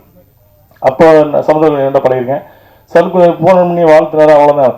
அதுக்கப்புறம் நான் சமுத்திரக்கனி அண்ணன் கேள்விப்படும் போது என்ன சொல்லுவாங்கன்னா, எல்லாரும் வந்து ஒரு படங்கள்லாம் நிறைய கருத்து சொல்கிறாரு அந்த மாதிரி சோசியல் மீடியாவில் நிறையா வரும். சமூக கருத்து சமுத்திரக்கனிலாம் போடுவாங்க. நான் அதை பார்த்துருக்கேன். அப்போ நான் இப்போ அதுக்கப்புறம் நான் அவரை பழகினதுக்கப்புறம் தான் நினச்சேன், கருத்து சொல்கிறதுக்கு தகுதியான மனிதர் அவர். ஒருத்தர் கருத்து எல்லாரும் சொல்லிட முடியாது, எல்லாரும் சொல்கிறதுக்காக கருத்து சொல்கிறதுக்கு. நான் சமீபத்தில் 2 பேரை படித்தேன். நான் நிறைய பேர்கிட்ட நான் அவங்களோட மைண்ட் ரீட் பண்ணுவேன். அவங்க சமீபத்தில் நான் 2 பேரை படிச்சிருக்கேன். ஒன்று சமுத்திரக்கனியா, இன்னொன்று மிஸ்கின் அப்படி தான். அவர் ஒரு பலாப்பழம் மாதிரி வெளியில் கரடமோட்டாக இருக்கா. அவர் பேசுகிற அவங்களுக்கு பிடிக்காது, எல்லாம் கோவப்படுவீங்க. ஸ்டேஜில் ரொம்ப அட்ராசிட்டியாக பேசுவார். ஆனால் அவர்கிட்ட பழகி பார்த்தீங்கன்னா அவருக்குள்ள ஒரு பெரிய குழந்தைத்தனம் இருக்கும். ஒரு வெயில் யாரையும் வந்து பொறாமை இருக்காது, ரொம்ப குழந்தைத்தனமாக இருப்பார், ரொம்ப நல்ல மனிதன். அப்படி தான் நான் சமுத்திரக்கனி அண்ணன் பார்த்தேன். சமுத்திரக்கனி அண்ணன் வந்து கருத்து சொல்கிறதுக்கு ஒரு தகுதியான மனிதர் அப்படின்ற மாதிரி தான் பார்த்தேன். ரொம்ப நல்ல மனிதர். அவரை பற்றி நான் சொல்லணும்னா இன்னும் அவரும் நானும் பயணிக்க வேண்டிய தூரம் நிறையா இருக்குது, நிறைய மேடைகள் இருக்குது. அந்த மேடைகளில் நான் அவரை பற்றி பேச வேண்டிய ஒரு மேடை கண்டிப்பாக வரும். அந்த மேடையில் நான் கண்டிப்பாக அவரை பற்றி இன்னும் டீட்டெயிலாக பேசுவேன். ஏன்னா எப்போவுமே வந்து ஒரு நல்ல விஷயத்தை வந்து நம்ம கெட்ட விஷயத்தை ஷேர் பண்ணுற ஒரு நல்ல விஷயத்தை ஷேர் பண்ணணும். அப்படி வந்து எனக்கு வந்து சமீபத்தில் பிடிச்ச 2 பேரில் அவங்க 2 பேரை நான் சொல்லுவேன். அந்த ஸ்கின் அந்த மேடையில் இல்லை இருந்தாலும் எனக்கு சமீபத்தில் பிடிச்ச 2 பேரில் அவங்கள நான் சொல்கிறேன். அதுக்கப்புறம் நான் கேதர் சொல்லிட்டேன். அதுக்கப்புறம் அந்த படத்தில் நடித்த ஸ்வேதா, சுபா, இவங்க 2 பேரும் அவர் அண்ணன் தான் ஹீரோன்னு தெரிஞ்சேன். அவர் அதை ஒத்துக்கிட்டு நடித்ததுக்கு உங்கள் 2 பேருக்கு வந்து ரொம்ப நன்றிம்மா. அதாவது எப்போவுமே வந்து ஸ்கிரிப்டை தான் நம்ம நம்பணும். அதில் யார் நடிக்கிறான்றதை விட அது என்ன கதாபாத்திரன்றத விட ஸ்கிரிப்டை நம்பி நடித்தா நம்ம ஈஸியாக ஜெயிச்சிடலாம். நீங்கள் அவங்களோட நடிப்பேன் இவங்களோட நடிப்பேன் அப்படின்லாம் நீங்கள் நடித்து இங்கே சைன் பண்ணுறது ரொம்ப கஷ்டம். ஸோ அந்த வகையில் உங்களுக்கும் என்னுடைய நன்றி. அப்புறம் அண்ணன் வெற்றிக்குமரன், அவர் நமக்கு யாரும் நம்ம கம்பெனி ஆர்டிஸ்ட் மாதிரி நம்ம படத்தில் எல்லா படத்துலையும் இருப்பார். அவருக்கும் என்னுடைய நன்றி. அப்புறம் அண்ணன் ஹுமாயூன், அவர் வந்து ஒரு கல்வியாளர், நிறைய கல்லூரிகள் வச்சுருக்காரு. யாருக்காவது சீட்டு வேணால் போகலாம், இன்ஜினியரிங் சீட்டு, ஆர்ட் காலேஜ் சீட்டு, எது வேணாலும் வச்சுருக்காரு. அவர் இந்த படத்தில் ஒரு சிறிய கதாபாத்திரம் நடிச்சிருக்காரு, நம்முடைய அருமை அண்ணன் ஹுமாயூன் கபீர். அப்புறம் தம்பி சாட்டை துரைமுருகன், சொல்லும் போல் அவர் நீதிபதியாகவே நடிச்சிட்டாரு, நடித்து முடிச்சு வந்துட்டார். அவருக்கும் இந்த நேரத்தில் நான் நன்றியை சொல்லிக்கிறேன். அப்புறம் தம்பி முபாசிர்கிட்ட வந்து ஒரு நான் நிறைய பேரை பார்க்கும்போது முபாசிட்டே ஒரு சின்ன ஒரு இது இருக்குன்னு, ஆனால் முபாசிர் சரியான வந்து ஒரு ஸ்பேஸ் இல்லை, கிடைக்கல. அவர் ஜெயிக்கிறது மாதிரி ஒரு ஸ்கிரிப்ட் அவருக்கு வரல. அந்த மாதிரி வரும் நான் நம்புகிறேன். கண்டிப்பாக முபாசிர் வந்து அந்த மாதிரி ஒரு ஸ்கிரிப்டில் வந்து ஜெயிக்கணும்னு நான் இறைவனை வேண்டிக்கிறேன். அப்புறம் மாலிக்கு, அதுக்கப்புறம் நவதேவி வந்து நம்ம படத்தோட காஸ்டியூம் டிசைனர், நான் ரொம்ப கோஆப்ரேட் பண்ணி ஒர்க் பண்ணாங்க, அவங்களுக்கு என்னோடய நன்றி. அப்புறம் என்னோடய தம்பி எடிட்டர் சுதர்சன், அவன் நான் தான் அறிமுகப்படுத்தினேன். இந்த படத்துலையும் அவன் வந்து எடிட்டர் ஒர்க் பண்ணியிருக்கான், அவனுக்கும் என்னுடைய நன்றி. அப்புறம் ஆர்ட் டைரக்டர் வைரபாலன் நல்ல ஒத்துழைப்பு கொடுத்து தம்பிராமனுக்கு நல்ல சிங்கான. நான் அவர்கிட்ட தம்பிராமன் சொல்லிட்டேன், உங்களுக்கு யாரை பிடிக்குதோ அவர் சிங்க ஆர்ட் டைரக்டர். எதுலேயுமே நான் வந்து மேக்ஸிமம் வந்து கிரியேட்டிவிட்டிக்குள்ளே உள்ளே போக மாட்டேன். கதை கேட்குறோட சரி, அதுக்கப்புறம் கிரியேட்டிவிட்டிக்குள்ளே அவங்களுக்கு ஃப்ரீடம் கொடுத்துருவேன். நீங்கள் அதுக்கப்புறம் டிஸ்டர்ப் பண்ண மாட்டேன். அந்த கதை கேட்கும் போது எனக்கு என்னென்ன டவுட்லாம் இருக்குன்னு கேட்டுப்பேன், எக்ஸிக்யூட் பண்ணுறதுக்கு முன்னாடி எல்லாம் கேட்டுப்பேன். ஒன்லி அவங்க ஸ்பாட்டுக்கு போயிட்டாங்கன்னா அப்புறம் டிஸ்டர்ப் பண்ண மாட்டேன், விட்டுருவேன். அப்படி அவர் விருப்பத்துக்கு தான் அவர் விட்டேன், சிறப்பாக செஞ்சார். அதுக்கப்புறம் நான் என்னுடைய மூர்த்தி அண்ணன், அவர் அந்த படத்தில் வந்து ஒரு சிறப்பான கதை. அப்புறம் அக்கா ஆண்டாள் பிரியதர்ஷினி, அவங்க வந்து நான் ஒரு புத்தக வெளியீட்டு விழாவில் அவங்க சொன்ன மாதிரி சந்தித்தேன். அப்போ சொன்னாங்க, நான் வந்து இந்த மாதிரி ஏதாவது இது பல கதாபாத்திரங்கள் தான் சொல்லுவேன் அப்படின்னா. அப்போ அண்ணன் வந்து என்கிட்ட வந்து ஒரு நீதிபதி கேரக்டருக்கு மீது ஒரு ஆளுமையான ஒரு கேரக்டர் தேவை அப்படின்னாரு. அப்போ சொல்லும்போது நான் ஆண்டாள் பிரியதர்ஷினி அக்கா இருக்காங்க, அவங்கள வேணால் கேட்டு பார்க்கலாமா அப்படின்னா. நம்பர் அனுப்புங்க தம்பி, நான் பேசுகிறேன், எனக்கும் தெரியும், நான் பேசுகிறேன்னாங்க. அப்புறம் நம்பர் அனுப்பிச்சி விட்டேன். அக்கா ஆண்டாள் பிரியதர்ஷினி அவங்களுக்கு நன்றி.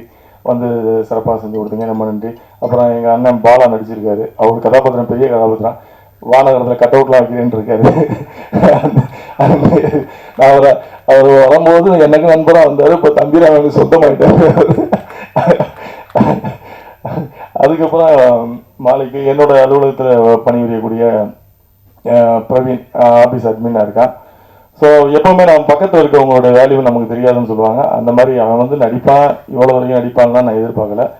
நான் அனுப்பிச்சது மொபாசியையும் பிரவீனையும் சேர்த்து அனுப்பிச்சேன். தம்பிராமன் 2 பேரில் உங்களுக்கு யாராவது வேறு வேணால் சூஸ் பண்ணிங்கன்னா அவர் பிரவீனை சூஸ் பண்ணியிருந்தார். அதுக்கப்புறம் அவன் நடித்ததுக்கப்புறம் தான் தெரிஞ்சது மிகச்சிறப்பாக பண்ணியிருந்தான். அவனுடைய கதாபாத்திரத்தை சிறப்பாக பண்ணியிருந்தான். ரொம்ப சந்தோஷமாக இருக்குது. நம்மக்கிட்ட வேலை பார்த்து நம்மக்கிட்ட ஆஃபீஸ் அட்மினாக இருந்து திரும்ப வந்து அவன் நான் தான் மிகமுகவசத்து ஒரு சின்ன கேரக்டர் ஆள் இன்ட்ரடியூஸ் பண்ணுறான்னு இருந்தேன்.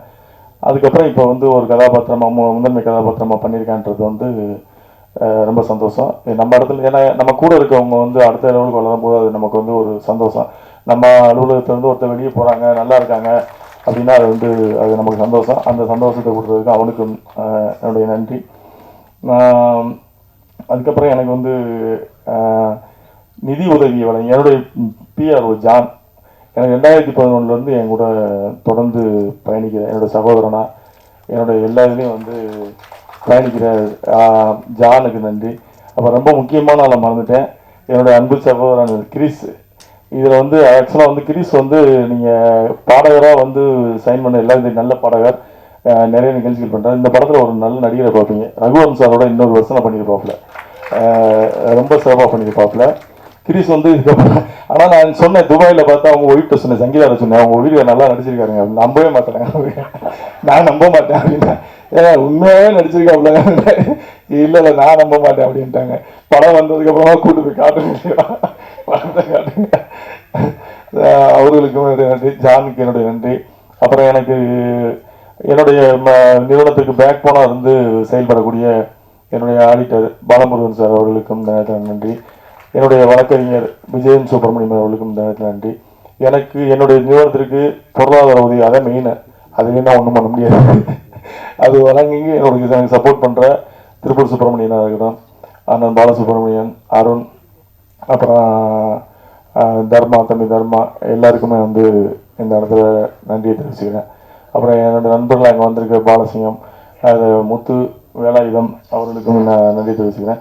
இவ்வளோ நேரம் வந்து நீங்கள் பொறுமையாக இருந்து என்னுடைய ஒவ்வொரு வளர்ச்சியிலையும் நீங்கள் கூட இருந்திருக்கீங்க. உங்கள் அனைவருக்கும் நான் நன்றி சொல்ல கடமைப்பட்டிருக்கேன். ஏன்னா படத்தை பற்றி நான் எதுவுமே பேசலை, படத்தை பற்றி பேசுகிறதுக்கு ஒன்றும் கிடையாது. அதாவது என்னென்னா வந்து படம் எடுப்பது எங்களுடைய கடமை. அதாவது வந்து ஒரு சிறந்த படத்தை தேர்ந்தெடுத்து எடுக்கிறோம். அது நல்ல படம் இல்லைன்றது வந்து அதோட வெற்றி தான் தீர்மானிக்குது. நாங்கள் எங்களுக்கு நல்லதாக தெரியும், உங்களுக்கு வேறு மாதிரி தெரியும். ஸோ வெற்றி தான் ஒரு படத்தை நல்ல படம், கெட்ட படம், பெரிய படம், சின்ன படம்ன்றதெல்லாம் வந்து அந்த படத்தோட வெற்றி தான் தீர்மானிக்கும், நம்ம பட்ஜெட் தீர்மானிக்காது. அப்படி இந்த படம் ஒரு நல்ல படம், ஒரு மனிதனோட வாழ்வியல், இது மற்றவங்களுக்கு ஒரு பிரயோஜனமாக இருக்குது. அந்த கதையை சூஸ் பண்ணது காரணமே இங்கே நிறைய பேருக்கு வந்து இது ஒரு வாழ்க்கை பாடமாக இருக்கும். இது ஒரு புத்தகம் மாதிரி, நம்ம வாழ்க்கையை படித்து தெரிஞ்சுக்கலாம் அப்படின்றது மாதிரி ஒரு இது எடுத்தது தான். இது உங்களுக்கு பிடிச்சிருந்தா நீங்கள் வந்து உங்களுடைய இந்த ட்ரைலருக்கே நீங்கள் கூட விமர்சனம் எழுதி நீங்கள் சப்போர்ட் பண்ணலாம். உங்களுக்கு படத்தை பார்த்து பிடிச்சிருக்கான்னு சொல்லுங்கள். ஏன்னா நாங்கள் படத்தை பற்றி பெருசாக பேச விரும்பல. படத்தை பார்த்து 29 ஆக்சுவலாக அந்த படம் வந்து 13 வெளியிடலான் இருக்கோம். 29 நாங்கள் அனௌன்ஸ் பண்ணியிருந்தோம். 29 வந்து 4-5 நாள் தான் வருது. புஷ்பா 2 வர்றதுனால எங்களால் வந்து அந்த டைமில் ரிலீஸ் பண்ணால் சரியாக இருக்காதுன்றதுனால டிசம்பர் 13 மாற்றிருக்கோம். டிசம்பர் 13 நீங்கள் பார்த்துட்டு வந்து உங்களுடைய கருத்துக்களுக்காகவும் மக்களுடைய எதிர்பார்ப்புக்காகவும் ஒரு பரீட்சை எழுதி காத்திருக்கிற மாணவர் மாதிரி நாங்கள் காத்திருக்கோம். உங்களுடைய விமர்சனங்கள், உங்களுடைய அதாவது நல்ல விமர்சனங்களை ஏற்றுக்கிறதுக்கு தயாராக இருக்கும். அதாவது நேர்மையான விமர்சனங்களை ஏற்றுக்கொள்ள தயாராக இருக்கும். ஏன்னா உங்கள் விமர்சனங்களை தான் எங்களை அடுத்த கட்டத்துக்கு நகர்த்தும் நம்புகிறோம். 13ஆம் தேதிக்காக நாங்கள் காத்திருக்கோம். நிச்சயமாக வந்து இது வெற்றி பெறமாக அமையும் நம்புகிறேன். இவரும் வந்து கடைசியாக காம்பேர் பண்ண ஆண்ட்ரஸ் அவரும் இந்த படத்தில் ஒரு நல்ல கதாபாத்திரம் பண்ணியிருக்காரு. அவருக்கும் என்னுடைய நன்றியை தெரிவிச்சுக்கிறேன். அப்புறம் என்னுடைய அலுவலகத்தில் பணியாற்றக்கூடிய இளையராஜா, ராஜேஷ், அப்புறம் கார்த்தி, அருண் கார்த்தி, எல்லாருக்குமே நன்றி. யாராவது விட்டுருந்தா மன்னிச்சுருக்கா, தம்பிராம இந்த மாதிரி கதை போனது சொல்லுங்கள், நன்றி சொல்லிடுறேன். செல்வா என்னுடைய தயாரிப்பு செல்வா, ஜெகன், எல்லோருக்கும் நன்றிகளை தெரிவிச்சுக்கிறேன். நன்றி, வணக்கம்.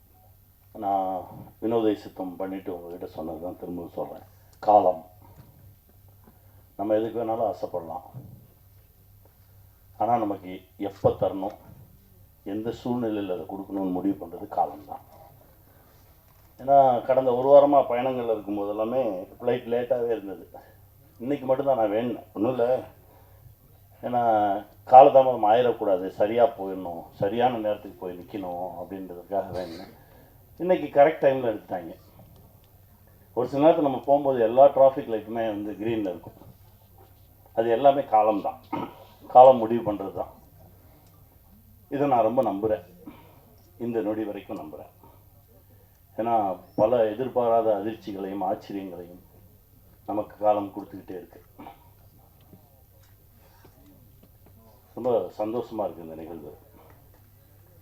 ஒரு இயக்குனருடைய 3 படைப்புகளை பார்த்தா போதும் அந்த இயக்குனருடைய கேரக்டர் தெரியும்னு சொல்லுவாங்க.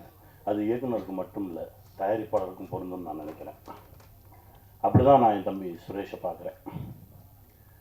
அவர் எடுத்திருக்க திரைப்படங்களை எடுத்து பார்க்கும்போதே அவர் யாருன்னு நமக்கு தெரிஞ்சது. அவரோட பயணம் பண்ணணுன்னு ஒரு ஆசை இருந்தது. அந்த மேடையில் தேவு சாரை பார்த்தோன்னே இன்னும் கூடுதல் சந்தோஷம். யார் யாரோட சேரணும்னு ஒன்று இருக்குல்ல, ரொம்ப மகிழ்ச்சி சார், ரொம்ப சந்தோஷமாக. தம்பி வி ஹவுஸ் வந்து இந்த சினிமா இருக்கிற வரைக்கும் இருக்கும். ஒரு நல்ல படைப்பு எடுக்கணும் அப்படின்னா வி ஹவுஸ் போகலாம் அப்படின்ற ஒரு நம்பிக்கை வரும். ரொம்ப சந்தோஷமாக இருக்குது. அப்புறம் என் அண்ணன் தம்பிராம அண்ணன், அவரை பற்றி நான் சொல்லணுன்னா பேசிக்கிட்டே இருக்கலாம். எந்த கதை எழுதினாலும் என் அண்ணனை வச்சு தான் எழுதுவேன். நான் இப்போ கூட ஒரு கதை எழுதி முடித்தேன், அண்ணனை வச்சு தான் எழுதுவேன். நாங்கள் 2 பேரும் சந்தித்தோன்னா கதைகள் மட்டும்தான் பேசிக்கிட்டே இருப்போம். ஒரு 5 நிமிஷத்தில் நான் ஒரு கதை சொல்லுவேன், அப்புறம் அண்ணன் ஒரு கதை சொல்லுவாங்க. மாறி மாறி மாறி கதைகள் தான் போயிட்டே இருக்கும். அதில் இந்த சமூகத்துக்கு ஏதாவது ஒன்று சொல்லிடுவோம். ஏன்னா நமக்கு இவ்வளோ பெரிய இடத்த கொடுத்த சினிமா மூலமாக நாம் ஏதாவது ஒன்று சொல்லிடுவோம்னு சொல்லி முயற்சி பண்ணிகிட்டு இருக்கேன். இப்போ ஆல்மோஸ்ட் ஒரு 10 படம் பண்ணோன்னே அப்படின்னு நான் பேச்சுக்கு சொன்னேன். இப்போ 5வது படைப்புக்கு வந்திருக்கோம். இன்னும் 5 படம் இருக்குது. அதற்கு மேலும் ஒரு ஆசை இருக்குது, அது நடக்கும்னு நம்புகிறேன். என் அண்ணன் கையை பிடிச்சிட்டு அப்படியே வந்துடுவேன். ஏன்னா எனக்கு அவ்வளோலாம், எனக்கு பெரிய அறிவாளியெல்லாம் கிடையாது. ஏன்னா அடிக்கடி நான் சொல்லிகிட்டே இருப்பேன், கொஞ்சம் இன்னசென்ட்டாக இருங்க, ஒரு சில விஷயம் தெரியாமல் இருக்கட்டும். ஏன்னா நிறைய விஷயம் தெரியாமல் இருக்கிறவன் ஜெயிச்சிருவான். நீங்கள் கவனிச்சு பார்த்தீங்கன்னா தெரியும். எனக்கு எல்லாம் தெரியும்னு சொல்கிறவங்க மாட்டிட்டீங்க, முட்டிச்சு நின்றுட்டு இருக்கோம். எனக்கு ஒன்றுமே தெரியாதுங்க, நான் அப்படியே போகிறேன். போகும்போது யாராவது வந்து என் கையை பிடிச்சி கூட்டிகிட்டு போயிடுவாங்க அப்படின்னு நான் நிறைய நம்புகிறவன். அப்படி தான் இந்த மொமெண்ட் வரைக்கும் என் வாழ்க்கையில் நடந்திருக்கு. அதை இன்னும் நான் நம்புகிறேன். அதுவும் என் அண்ணன் கையை பிடிச்சிட்டு நான் போகும்போது ரொம்ப தைரியமாக போவேன். இந்த உலகத்தில் நான் எந்த டாபிக் பேசினாலும் என் அண்ணன்கிட்ட பேசலாம். நீங்கள் அரசியலாக பேசலாம், சினிமாவா பேசலாம், இலக்கியமாக பேசலாம், எது பேசினாலும் அண்ணன் அதுலேருந்து தனியாக மொத்தமாக. இப்போ நடிகராக இருக்காரா, அது அப்படியே தள்ளி வச்சுட்டு இலக்கியவாதி ஆவார், ஒரு அரசியல்வாதி ஆவார். எல்லாமே புள்ளி விவரத்தோடு இருக்கும். அப்படி ஒரு அண்ணன், ஒரு லைப்ரரி மாதிரி தான் என் அண்ணன் நான் பார்ப்பேன். என் தகப்பனாக பார்த்துருக்கேன், என் அண்ணனாக பார்த்துருக்கேன், ஒரு குருவாக பார்த்துருக்கேன். நான் எப்படி பார்த்தாலும் எனக்கு அப்படி தெரியவார். அதுதான் என் அண்ணன். ரொம்ப சந்தோஷங்க இந்த காலகட்டத்தில் உங்களோட பயணப்படுறது, ரொம்ப மகிழ்ச்சியாக இருக்குங்க. என் பிள்ளை அதாவது இவரோட ஒரு படம் நான் நடித்தேன். ஆட்டோ இருக்குல்ல, ஆட்டோ போயிட்டு இருக்கும்போது இந்த வாசல் வழியாக கிளம்பி அந்த வாசல் வழியாக வரணும். வந்தார். எப்படி எந்த டைமிங்கில் பண்ணுறாரு ஒன்றுமே புரியல. அதுக்கு பிறகு ஒரு ஷார்ட் கம்போஸ் பண்ணியிருக்காங்க. கார் வரும், கார் இவர் வந்து அப்படியே காரை தாண்டி நான் வரேன்றாரு. அண்ணன் சொல்கிறாரு, கனி சொல்கிறா, அவனை பண்ண வேணான்னு சொல்லு, இல்லைன்னா டூப் வச்சு பண்ணலான்னு சொல்லு, ரோப் கட்டிக்க சொல்லு அப்படின்னா. ஞாபகம் இருக்கா? நான் கூப்பிட்டு அப்படியே எப்படி சொல்கிறது, நான் சொல்கிறேன், தம்பி வேணாமே, ரோப்பு கட்டிக்கலாம். இல்லை நான் வந்துடுவேன். அந்த நம்பிக்கை இருக்குல்ல, அதாவது ரொம்ப தகுதியான ஒரு நடிகன். ஃபைட்டாக பண்ணுவார், டான்ஸாக பண்ணுவார், நடிக்கணுமா சூப்பராக நடிப்பான். எல்லா தகுதியும் இருந்து என் தம்பிக்கு சரியான ஒரு கதவு திறக்கலையே அப்படின்னு நினச்சிருந்தேன். முதல் கதவு திறந்தது எங்கள் அர்ஜுன் சார் மூலமாக. ரொம்ப சந்தோஷமாக இருந்தது. ஐஷ் வந்தாங்க. 2வது கதவு இது, இயக்குனராக அடியெடுத்து வச்சுருக்கான். இதற்கு பிறகு நான் தான் சொல்லிக்கிட்டே இருப்பேன், பார்க்கும்போதெல்லாம் சொன்னேன், நீயே எழுது, உன்னுடைய ப்ளஸ் என்ன, உன்னுடைய மைனஸ் என்ன ஒதுக்கி வச்சுது, உன்னுடைய ப்ளஸ்ஸை வச்சு எழுது, கூடவே நிற்கிறேன், எடுப்போம், நம்மளுடைய எல்லா தகுதிகளையும் வச்சு சரியான ஒரு படைப்பை கொடுப்போம். அடுத்த படைப்பு அதுவாக இருக்கணும்னு நான் ஆசைப்பட்றேன், செய்வோம். ஏன்னா அவருடைய உழைப்புக்கும் ஒழுக்கத்துக்கும் இன்னும் பெரிய பெரிய தளங்களில் என் தம்பி வந்து நிற்பான், கூடவே நானும் நிற்பேன். வாழ்த்துக்கள் தம்பி. ராஜா கிளி, எங்கள் அண்ணன் பல முறை பேசும்போது பல கதைகள் சொல்லியிருக்கேன்னு சொன்னல, அந்த மாதிரி இது ஒரு கதை. நிறைய நிஜங்கள் பேசக்கூடிய ஒரு கதை. நான் சொல்கிற மாதிரி தான் ஒரு காலம் மனிதனை எங்கெல்லாம் கொண்டு போய் நிறுத்துது. நீங்கள் எவ்வளோ நல்லவங்களா வேணாலும் இருங்க, ஆனால் இந்த உலகத்திலிருந்து தப்பிச்சு போயிடவே முடியாது. என் நண்பன் தாமிரா ஒரு கவிதை எழுதினான், இந்த உலகில் இருந்து யாரும் அவ்வளவு எளிதில் தப்பி சென்று விட முடியாது, நீ பதில் சொல்லிட்டு தான் போகணும். அப்படிதான் இந்த கதை. இவ்வளோ சொன்ன போதும் இல்லைண்ணே, இதுக்கு மேலே பேசணும். இதுதான் காலத்துக்கிட்ட பதில் சொல்லாமல் யாருமே தப்பிச்சு போயிட முடியாது. ஒரு காலம் நம்மளை எங்கெல்லாம் கொண்டு போய் நிறுத்தும். அதனால் முடிஞ்ச வரைக்கும் உண்மையாக இருந்துருங்க, எளிமையாக இருந்துருங்க. காலம் நம்மளை கைப்பிடித்து தூக்கி செல்லும். வெல்வோம். இந்த படத்தில் நான் நடிக்கலைன்னாலும் இது வந்து எனக்கு ரொம்ப special movie. This is family movie மாதிரி எனக்கு. ஏன்னா சம்பந்தி வந்து ஹீரோ, மாப்பிள்ளை வந்து director. So it's a very special movie for me. அப்புறம் ரமேஷ் சார், நான் உங்களுக்காக கூட வந்தேன், உங்களுக்காக வரல நீங்கள் சொல்லாதீங்க, உங்களுக்காகவும் வந்து எல்லாருக்காகவும் வந்தேன். அண்ட் நான் வந்து இதெல்லாம் பார்க்கல, என்னது ட்ரெய்லர் பார்க்கல, சாங்ஸ் பார்க்கல, எதுவும் பார்க்கல. இருந்தாலும் பக்கத்தில் இருந்து சொன்னாங்க. அதுக்கப்புறம் எல்லாரும் பேசுகிறதெல்லாம் கேட்டல, இந்த ஆயில் போட்டு அப்படி போனதும். அப்புறம் ரொம்ப ஒரு ரொமான்டிக் சாங்கு, நான் கூட எந்த படத்துலையும் பண்ணலையா, அந்த மாதிரியெல்லாம் பண்ணியிருக்காரா ராமேஷ் சார். இது ரொம்ப சரியில்லை சார் இது. ஸோ அப்புறம் இன்னொரு விஷயம் என்னென்னா, எத்தனை பேர் இங்கே இருக்கிற எல்லா ஆர்டிஸ்ட்டுங்க எல்லாரும் பேசும்போது அவங்களுடைய உணர்வுகள், அவங்களுடைய எக்ஸ்பீரியன்ஸஸ் எல்லாம் சொல்லிட்டு இருந்தாங்க. இதிலிருந்தே எனக்கு ஒரு படம் பார்த்த மாதிரி ஆச்சு. அவங்களுடைய அந்த ஒரு என்ன சொல்லுவாங்க, ஒரு டிட்டர்மினேஷன், அந்த கமிட்மெண்ட்டு, இதெல்லாம் என்னால் பார்க்க முடிஞ்சுது. ஸோ நிச்சயமாக இங்கே எல்லாருக்கும் இருக்கிற மாதிரி எனக்கும் இப்போ அந்த படம் பார்க்கணுங்கிற ஒரு ஆவலாக இருக்கேன். அண்ட் வேறு என்ன சொல்கிறது, I wish everybody all that is best. அப்புறம் this is the first stage. நானும் என்னுடைய மாப்பிள்ளை இனிமேல் நிறைய பார்க்க போகிறீங்க. we are going to make many more movies in our combination. And பேசக்கூடாது, செஞ்சு காட்டணும். And thank you so much. And Kamatchi sir வந்து சொன்னாங்க, அவர் நல்ல ஆர்டிஸ்ட்டை பிக் பண்ணுறாரு, இஸ் காட் தட் விஷன் சொல்லிட்டு. இது வரைக்கும் என்ன வந்து புக் பண்ணல.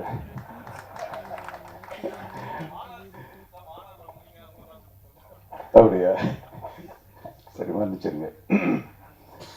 Anyway sir, thank you so much. All the best. God bless everyone.